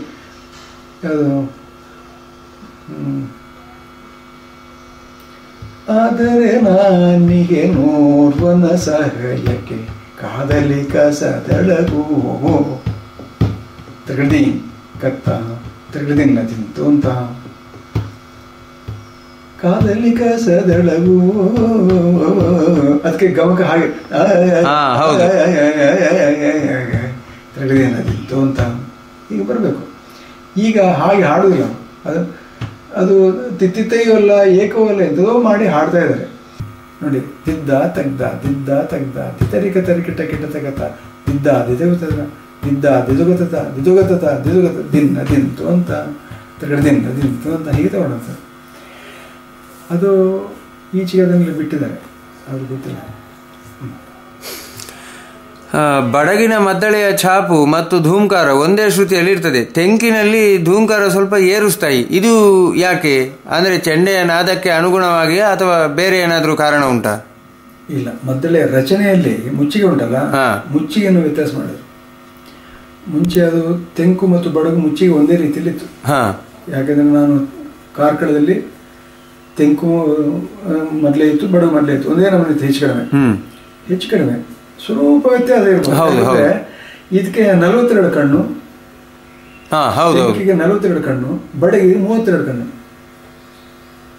48 ಕಣ್ಣು, 16 48, ಇದಕ್ಕೆ 32, ಬಡಗಿಗೆ 32 ಕಣ್ಣು. ಇಷ್ಟು ವ್ಯತ್ಯಾಸ ಹೊರತು ನಾದದಲ್ಲಿ ದೊಡ್ಡ ವ್ಯತ್ಯಾಸ ಇರಲಿಲ್ಲ. ಆಮೇಲೆ ಏನಾಯಿತು, 60ರ ನಂತರ ಅಲ್ಲಿ ಕೇರಳ ಸಹೋದರಿಯರ ನೃತ್ಯ ಪ್ರದರ್ಶನ ಆಯ್ತಲ್ಲ, ಭರತನಾಟ್ಯಕ್ಕೋಸ್ಕರ ಮೃದಂಗ ತಂದರು. ಮೃದಂಗ ತಂದಾಗ ಆ ಕಾರ್ಯಕ್ರಮಕ್ಕೋಸ್ಕರ ಮಾತ್ರ ಒಂದು ಮೃದಂಗ ತರಬೇಕಲ್ಲ ಅಂತ ಹೇಳ್ಕೊಂಡು ಅದಕ್ಕೂ ಆಟಕ್ಕೂ ಆಗೋ ರೀತಿಯಲ್ಲಿ ಒಂದು ಅರೆ ಮೃದಂಗ ಅಂತ ಒಂದು ಮಾಡಿದ್ರು. ಆಗಲೇ ಪ್ಯಾಂಕ್ ಅಂತ ಶಬ್ದ ಬಂದದ್ದು ಆಗ. ಅದರ ಹಿಂದೆ ಈಗ ನಡ್ಲೆ ನರಸಿಂಹಭಟ್ರ ಕಾಲದಲ್ಲೂ ಕೂಡ ಎಡಕ್ಕೆ ಬೋನವೇ ಇದ್ದದ್ದು ಬಡಗಿನ ಹಾಗೆ. ಅಲ್ಲಿ ಅದನ್ನು ಅವರ ಕಾಲಕ್ಕೆ ಹಾಗೂ ಅದನ್ನು ಶಾಯಿ ಮಾಡಿದರು. ಆನಂತರ ಅಂದರೆ ಇದು ನಾನು ಹೇಳೋದು ಸುಮಾರು 40ರ ದಶಕದ ಕಥೆ. 1940 ಅಲ್ಲಿಂದ ಶಾಯಿ ಹಾಕಲಿಕ್ಕೆ ಬಂದರು, ಶುರು ಮಾಡಿದರು. ಇಲ್ಲಿ ಅರೆ ಮೃದಂಗ ಮಾಡಿದರು. ಅಂದರೆ ಮೃದಂಗದ ಹೋಲಿಕೆ ಇರುವ ರೆಕ್ಕೆ ಸ್ವಲ್ಪ ಕೊಯ್ದು ಅದನ್ನು ಮಾಡಿದ್ರು. ಆಗೇನಾಯ್ತಂದ್ರೆ ಈ ನುಡಿತದ ಬೆರಳ ನುಡಿತಕ್ಕೆ ಹೆಚ್ಚು ಆಳ ಬಂತು. ಹೌದು, ಆಯ್ತಾ. ಆದರೆ ಚಾಪು ಮತ್ತು ಗುಂಪು ಬೇರೆ ಬೇರೆ. ಅದು ಅಪಸ್ವರ ಬರ್ತದೆ. ಇವು ಕಿವಿ ಕೆಪ್ಪು ಮಾಡಿಕೊಂಡ್ರು ತೆಂಕಿನ ಮೊದಲಗಾರರು. ಅವರು ದೀಮ್ ತಗೊಂಡು ಕೊಡುವಾಗಲೇ ಗೊತ್ತಾಗಿದೆ, ಪ್ಯಾಂಕ್ ಪ್ಯಾಂಕ್ ಅಂತೇಳಿ ಬರೋದು. ಅದು ಸರಿಯಾದ ನಾದವೇ ಅಲ್ಲ. ಬಡಗಿನಲ್ಲಿ ಹಾಗೆ ಉಳಿಸಿ ಅದನ್ನು ರಿಪೇರಿ ಮಾಡಲಿಲ್ಲ ಅವರು, ಅದನ್ನು ಹಾಗೆ ಉಳಿಸಿದ್ರು. ಅಲ್ಲಿ ಇಂಪಾಗಿದೆ. ನನಗೆ ನನ್ನ ಇದನ್ನು ಕೇಳಿದ್ರೆ ನಾದದ ಆಳ ಕಡಿಮೆ ಆದರೂ ಬಡಗಿನ ಮೊದಲೇ ಹೆಚ್ಚು ಶ್ರುತಿಬದ್ಧ, ಶ್ರುತಿಗೆ ಹೆಚ್ಚು ಅನುಕೂಲಕರವಾದ್ದು. ನೆಕ್ಸ್ಟ್ ನಿಮಗೆ ನಾನು ಏನು ಕೊಡಲಿಲ್ಲ. ಇಲ್ಲ ಪರವಾಗಿಲ್ಲ. ಯಕ್ಷಗಾನದ ಭಾಗವತಿಗೆಯನ್ನು ಏರುಸ್ಥಾಯಿಯಲ್ಲೇ ಹಾಡಬೇಕಾ? ಅಂದರೆ ಬಿಳಿ 4ರ ಮೇಲೆ ಹಾಡ್ತಾರೆ ಹೆಚ್ಚಿನವರು. ಅದು ಅವರವರ ಕಂಠಗುಣಕ್ಕೆ ಸರಿಯಾಗಿರುವಂಥದ್ದು. ಮಂಡಿಚರ ಪದ್ಯ ಯಕ್ಷಗಾನ ಎಲ್ಲ ಅಂತ ಆಗ್ತಿರ್ಲಿಲ್ಲ ಆ ಲೆಕ್ಕದಲ್ಲಿ. ಹೌದು, ಅದು ಒಪ್ಪಿಕೊಂಡೆ. ಹೌದು, ಅಂದ್ರೆ ಅವರ ಸಿಸ್ಟಮ್ ಹೊರತು ಸಿಸ್ಟಮ್ ಇಸ್ ಡಿಫರೆಂಟ್ ಅಷ್ಟೇ. ಅದು ಫೀಲ್ ಕೊಡ್ತಿತ್ತು ಮಾತ್ರ. ಯಕ್ಷಗಾನ ಅನ್ನೋದು ನಮ್ಗೆ ಗೊತ್ತಾಗ್ತದೆ. ಅದು ದಕ್ಷಿಣ. ಈಗ ಅದೇ ಹಾಡು ಮಂಡಿಚರ ಹಾಡು ಅಂತ ತಗೊಂಡೋಗಿ ದಕ್ಷಿಣಾದೇವರ ಹತ್ರ ಇಟ್ಟರೆ ಇದು ದಕ್ಷಿಣ ಅಲ್ಲ ಅಂತೇಳಿ ಖಂಡಿತ ಹೇಳ್ತಾರೆ. ಹೌದು. ಆ ದೃಷ್ಟಿಯಲ್ಲಿ ಅಷ್ಟರ ಮಟ್ಟಿಗೆ ಅದು ಯಕ್ಷಗಾನವೇ ಅಲ್ವಾ. ಹಾಗೆ ಈಗ ಯುವ ಪೀಳಿಗೆ ಯಕ್ಷಗಾನದತ್ತ ಮತ್ತೆ ಆಕರ್ಷಿಸಲ್ಪಟ್ಟಿದೆ ಹೊಸ ಆಯಾಮದೊಂದಿಗೆ. ಅಂದರೆ ಪ್ರೇಕ್ಷಕರು ಹೆಚ್ಚಿದ್ದಾರೆ ಅಂತ ಕೂಗು ಉಂಟು. ಇದರ ಬಗ್ಗೆ ನಿಮ್ಮ ಅಭಿಪ್ರಾಯ ಏನು? ನಿಜಕ್ಕೂ ಪ್ರೇಕ್ಷಕರು ಹೆಚ್ಚಿದ್ದಾರೆ ಅಂತ ಅನ್ನಿಸ್ತದ? ಜನಸಂಖ್ಯೆಯನ್ನು ದೃಷ್ಟಿಯಲ್ಲಿ ಇಟ್ಟುಕೊಂಡು ನಾವು ಪ್ರೇಕ್ಷಕರು ಹೆಚ್ಚಿದ್ದಾರೆ ಅಂತ ಹೇಳಲಿಕ್ಕೆ ಆಗ್ತದ? ಅಲ್ಲ, ಈಗ ಅದು ಹಾಗೆ ಹೇಳಿ ಬರೋದಿಲ್ಲ. ಈಗ ನೀವು ಎಲ್ಲ ಬಯಲಾಟದವರ ಒಂದು ಕಂಪ್ಲೇಂಟ್ ಏನಂತ ಹೇಳಿದ್ರೆ, ಅಂದ್ರೆ ಇಡೀ ರಾತ್ರಿ ಆಟ ಆಡುವಂಥವ್ರದ್ದು. ಹೌದು. ಒಂದು ಏನಂದ್ರೆ 15ರಿಂದ 20 ಜನ ಇರ್ತಾರೆ ಅಂತ. 12 ಗಂಟೆ ಮೇಲೆ ಜನ ಇಲ್ಲ ಅಂತ. ಹೌದು, ಅದು ಸಾಮಾನ್ಯ ಪ್ರಾಬ್ಲಮ್. ಅದು ನಗರೀಕರಣ ಹೆಚ್ಚೆಚ್ಚು ಹಳ್ಳಿಗೂ ತಲುಪ್ತಾ ಇದೆ. ಹೌದು. ಹಾಗೆ ಅದಾಗಿದೆ. ಆದ್ರೆ ಈಗ ಏನಾಗಿದೆ ಅಂದ್ರೆ ಯಕ್ಷಗಾನವನ್ನು ಈ ಪಾರ್ಟ್ ಟೈಮ್ ಮಾಡೋದ್ರಿಂದ ಈ ಭರತನಾಟ್ಯವನ್ನು ಕಲಿಯುವ ಹಾಗೆ ಮಕ್ಕಳಿಗೆ ಯಕ್ಷಗಾನವನ್ನು ಕಲಿಸಿದ್ರೆ ಪ್ರಯೋಜನ ಉಂಟು ಅಂತ ಕಂಡುಕೊಂಡಿದ್ದಾರೆ. ಹೌದು, ಕರೆಕ್ಟ್. ಹಾಗಾಗಿ ಹೆಚ್ಚು ಶಾಲೆಯ ಮಕ್ಕಳು ಅದಕ್ಕೆ ಬರ್ತಾ ಇದ್ದಾರೆ. ಹೌದು. ಆದ್ರೆ ಇದರಿಂದ ಯಕ್ಷಗಾನಕ್ಕೆ ತುಂಬಾ ಗುಣ ಆಗಿದೆ ಅಂತ ನನಗೆ ಅನಿಸೋದಿಲ್ಲ. ಯಾಕಂದ್ರೆ ಮಕ್ಕಳ ಕಲಿಕೆ ಅದು ಬೇರೆ ರೀತಿ, ಯಕ್ಷಗಾನದ ಮೇಳದ ಪ್ರದರ್ಶನದ ಬೇರೆ ರೀತಿ. ನಾವು ಸ್ಪಷ್ಟ ತಿಳ್ಕೊಳ್ಬೇಕು. ಆ ದೃಷ್ಟಿಯಲ್ಲಿ ಯಕ್ಷಗಾನದ ಆಟಗಳ ಸಂಖ್ಯೆ ಹೆಚ್ಚಾಗಿದೆ. ಹೌದು. ಅಂದರೆ ಎರಡನೇದು ಕಲಾವಿದರ ಒಂದು ಸಂಪಾದನೆ ಹೆಚ್ಚಾಗಿದೆ. ಹೌದು. ಅದೆರಡು ಬಿಟ್ರೆ ಮತ್ತೇನು ಪ್ರಯೋಜನ? ಪ್ರೇಕ್ಷಕ ಹೆಚ್ಚಾಗ್ಲಿಲ್ಲ. ಇಲ್ಲ, ಪ್ರೇಕ್ಷಕರು ಅಷ್ಟೇ ಇದ್ದಾರೆ. ಅದೇ ಒಂದು 20-30% ಏನಿದ್ದಾರೆ ಅದೇ ಇದ್ದಾರೆ. ಜನರು ಬೇರೆ ಆಗಿದ್ದಾರೆ ಅಷ್ಟೇ. ಹೌದು. ಹರಕೆ ಬಯಲಾಟಗಳು ಯಕ್ಷಗಾನದ ಅಭಿವೃದ್ಧಿಗೆ ಪೂರಕವ ನಿಮ್ಮ ಅಭಿಪ್ರಾಯದಲ್ಲಿ? ಖಂಡಿತ. ಯಕ್ಷಗಾನ ಹರಕೆಯಲ್ಲಿ ಇರುವುದೇ ಹೆಚ್ಚು ಅರ್ಥಪೂರ್ಣ. ಯಾಕೆಂದರೆ ನೋಡಿ, ಯಕ್ಷಗಾನ ಒಂದು ಕಾಲಘಟ್ಟದಲ್ಲಿ ಕಡಿಮೆ ಆಗಲಿಕ್ಕೆ ಅಂದರೆ ಮಟ್ಟ ಕುಸಿಲಿಕ್ಕೆ ಒಂದು ಕಾರಣ ಟೆಂಟ್ ಮೇಳ. ಯಾಕಂದರೆ ಅವ್ರು ಏನು ಮಾಡಿದರು, ಉತ್ತಮ ಕಲಾವಿದರನ್ನೆಲ್ಲ ಟೆಂಟ್ ಮೇಳಕ್ಕೆ ಆಯ್ಕೆ ಮಾಡಿದರು. ಹೌದು. ಆಗ ಈ ಬಯಲಾಟ ಮೇಳದಲ್ಲಿ ಉಳಿದದ್ದು ಯಾರು? 2ನೇ ದರ್ಜೆ 3ನೇ ದರ್ಜೆ ಕಲಾವಿದರು ಮಾತ್ರ. ಹೌದು ಹೌದು. ಹಾಗಾಗಿ ಅದು ಜನರನ್ನು ಸೆಳೆಯುವುದಿಲ್ಲ. ಉತ್ತಮ ಪ್ರದರ್ಶನ ಮಾತ್ರ ಜನರನ್ನು ಸೆಳೆಯೋದು. ನಾವೆಲ್ಲ ಯಾಕೆ ಸೆಳೆದಲ್ಪಟ್ಟೆವು ಅಂತ ಹೇಳಿದ್ರೆ, ಉತ್ತಮ ಕಲಾವಿದರು ಅಡಕೆ ರಾಮರೇಗಳು, ಆಮೇಲೆ ಮಾಧವ ಶೆಟ್ಟರು, ಆಮೇಲೆ ಇಂಥ ಕಲಾವಿದರು, ಶ್ರೀಗಾರ ಮಂಜು, ವೀರಭದ್ರ ನಾಯಕರು, ಇಂಥ ಕಲಾವಿದರು ಇವರೆಲ್ಲ ಎಳೆಯೋರು. ಯಾಕಂದರೆ ಎ ಗ್ರೇಡ್ ಕಲಾವಿದರು ಅವರೆಲ್ಲ. ಹಾಗಾಗಿ ಅವರು ಬಯಲಾಟದಲ್ಲಿ ಅಂಥ ಕಲಾವಿದರಿದ್ದರೆ ಬಡ ಹುಡುಗರು ಅದನ್ನು ನೋಡ್ತಾರೆ, ಆಕರ್ಷಣೆ ಹೊಡೆಯುತ್ತಾರೆ. ಬಡವರಲ್ಲ, ಶ್ರೀಮಂತರ ಮಕ್ಕಳು ಯಕ್ಷಗಾನ ಕಲಾವಿದರಿಗೆ ಬರ್ತಾರೆ, ಬರುವುದಿಲ್ಲ. ಹೌದಪ್ಪ. ಹಾಗಾಗಿ ಬಡವರ್ಗವನ್ನು ನಾವು ಬಹಳ ಮುಖ್ಯವಾಗಿ ನೋಡಬೇಕು. ಮತ್ತು ಬಡ ಮಕ್ಕಳಿಗೆ ಅರ್ಥವಾದಷ್ಟು ಶ್ರೀಮಂತರ ಮಕ್ಕಳಿಗೆ ಅರ್ಥ ಆಗೋದಿಲ್ಲ ಜೀವನದ ಅನುಭವಗಳು. ಹೌದು. ಹಾಗಾಗಿ ಆ ಬಡ ಮಕ್ಕಳನ್ನು ಆಕರ್ಷಿಸುವ ದೃಷ್ಟಿಯಲ್ಲಿ ಮತ್ತು ಇದು ಎಲ್ಲ ಸಮಾಜದ ಎಲ್ಲ ವರ್ಗಗಳನ್ನು ತಲುಪುವಂಥ ದೃಷ್ಟಿಯಲ್ಲಿ ಬಯಲಾಟ ಹೆಚ್ಚು ಸೂಕ್ತ. ಆದರೆ ಅವ್ರಿಗೆ ಕೂತ್ಕೊಳ್ಳಿಕ್ಕೆಲ್ಲ ಒಳ್ಳೆ ವ್ಯವಸ್ಥೆ ಆಗಬೇಕು. ಈ ಪೋಲಿಗಳ ಕಾಟ ಅವರಿಗೆ ಇರಬಾರ್ದು. ಈಗ ಈ ಡೇರೆ ಮೇಳ ಬಂದರೆ ಏನು ಪ್ರಯೋಜನ ಆಯಿತು? ಅಲ್ಲಿ ಕೋಕಗಳಿಲ್ಲ, ಇದ್ರೂ ಕೂಡ ಒಂದು ನೆಲದ ವಿಭಾಗ ಬೇರೆ, ಸುಮ್ಮನೆ ಕೂತ್ಕೊಳ್ತಾರೆ ಅವರು. ಇದರಿಂದಾಗಿ ಆ ಒಂದು ಕಲ್ಚರೇ ಬೇರೆ, ಒಂದು ಸ್ಟ್ಯಾಂಡರ್ಡ್ ಪ್ರೇಕ್ಷಕ ವರ್ಗ ಸೃಷ್ಟಿ ಆಯಿತು. ಅದು ಕೊರಗೆ ಶೆಟ್ಟರು ಮಾಡಿದ್ದು ನಿಜವಾದ ದೊಡ್ಡ ಕೆಲಸ. ಅದು ಆದರೆ ಒಂದು ತೊಂದರೆ ಏನಂತ ಹೇಳಿದ್ರೆ, ಅದು ಬಡ ಜನರಿಂದ ದೂರ ಆಯಿತು. ಆದ್ದರಿಂದ ಪುನಃ ಈಗಂತೂ ಎಲ್ಲವೂ ಫ್ರೀಯೇ ಆಟ. ಎಲ್ಲಿ ಟಿಕೆಟ್ ಆದರೂ ಒಂದು ಮೇಳ ಮಾತ್ರ ನಡೀತಾ ಇದೆ ಅಲ್ವಾ, 1-2 ಮೇಳ ನಡೀತಾ ಇದೆ ಅಷ್ಟು ಮಾತ್ರ. ಆ ದೃಷ್ಟಿಯಲ್ಲಿ ಒಳ್ಳೆಯದು. ಪ್ರದರ್ಶನಗಳಿಗೆ ಕಲಾ ವಿಮರ್ಶೆ ಬೇಕಾ? ಅಂದರೆ ವಿಮರ್ಶೆ ಬೇಕು ಅಂತಂದರೆ ಅದರ ಉದ್ದೇಶ ಏನಿರಬೇಕು? ಯಾವ ಮಾದರಿಯಲ್ಲಿರಬೇಕು ವಿಮರ್ಶೆ? ಈ ಹಿಂದೆಯೂ ಬೇರೆ ಬೇರೆ ಮಟ್ಟದಲ್ಲಿ ನಡೀತಾ ಇತ್ತು. ಒಂದು ಆತ್ಮೀಯತೆ ದೃಷ್ಟಿಯಲ್ಲಿ, ಆಮೇಲೆ ಕೆಲವು ನಾನು ಪತ್ರಿಕೆ ಬಂದ ಮೇಲೆ ಪತ್ರಿಕೆಯಲ್ಲಿ ಹೆಚ್ಚು ವಿಮರ್ಶೆ ಬರುವಂತಹ ಪ್ರಶ್ನೆಗಳನ್ನು ಕಂಡಿದ್ದೇನೆ ನಾನು. ಅದರಿಂದ ಮೇಳಕ್ಕೆ ಪ್ರಚಾರ ಆಯಿತು, ಕಲಾವಿದರಿಗೆ ಪ್ರಚಾರ ಆಯಿತು. ಅದೇ ವೇಳೆಗೆ ಕೆಲವು ಕಲಾವಿದರಿಗೆ ಟೀಕೆಯ ವಿಷಯ ಬಂತು.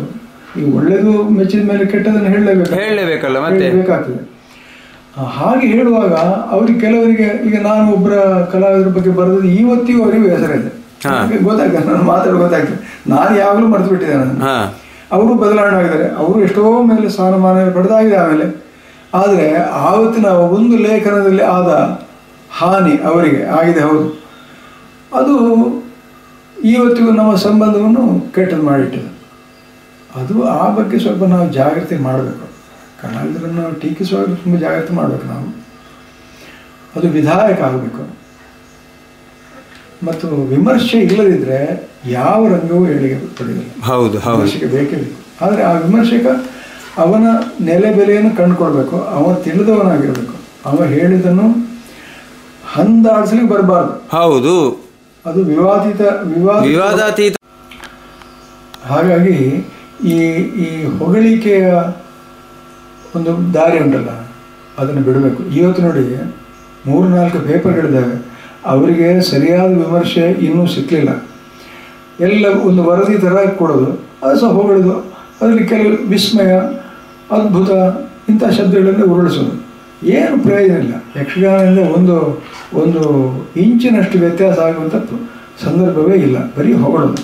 ಮತ್ತು ಓದುವರಿಗೆ ಗೊತ್ತಿದೆ ಏನೋ ಹೊಗಳಿದಾನೆ ಅಂತ ಹೇಳ್ಕೊಡ್ತಾರೆ. ಅದರಿಂದ ಯಕ್ಷಗಾನ ಪ್ರಯೋಜನ. ನಿಜವಾದ ವಿಮರ್ಶಕ ಒಳ್ಳೆಯದು ಕೆಟ್ಟದನ್ನು ಹೇಳಬೇಕು. ಅದನ್ನು ಯಾವ ರೀತಿಯಲ್ಲಿ ಮಾಡಿದರೆ ಒಳ್ಳೆಯದು ಅನ್ನೋದನ್ನು ಹೇಳಬೇಕು. ಹೌದು, ಕೇವಲ ಇದು ಒಳ್ಳೇದಾಗಲಿಲ್ಲ ಅಂತ ಹೇಳೋದಲ್ಲ.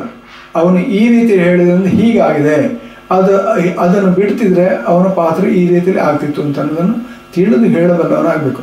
ಅಂಥವರು ತುಂಬ ಕಡಿಮೆ. ಆಮೇಲೆ ಭಾಗವತಿಕೆ ಬಗ್ಗೆ ಅಂತೂ ಎಂಥದ್ದು ಗೊತ್ತಿಲ್ಲ, ಭಾಗವತರಿಗೆ ಗೊತ್ತಿಲ್ಲ ಅಂದಮೇಲೆ ಮತ್ತೆ ಇವ್ರ ಹತ್ರ ವಿಮರ್ಶೆ ಎಂಥದ್ದು? ಹೌದು, ಗೊತ್ತಿಲ್ಲ. ರಾಗ ಅಂದ್ರೆ ಏನು, ತಾಳ ಅಂದ್ರೆ ಏನು ಗೊತ್ತಿಲ್ಲ, ಗಮಕ ಅಂದ್ರೆ ಏನು ಗೊತ್ತಿಲ್ಲ, ಆಮೇಲೆ ಅದೇ ಯಮಕ ಗಮಕ ಗೊತ್ತಿಲ್ಲ, ಒಟ್ಟು ಅದೇ ಎಂಥದ್ದು ಗೊತ್ತಿರೋದಿಲ್ಲ. ಹಾಗಾಗಿ ಅತ್ಯದ್ಭುತ ಅಂತ ಹೇಳ್ತಾರೆ.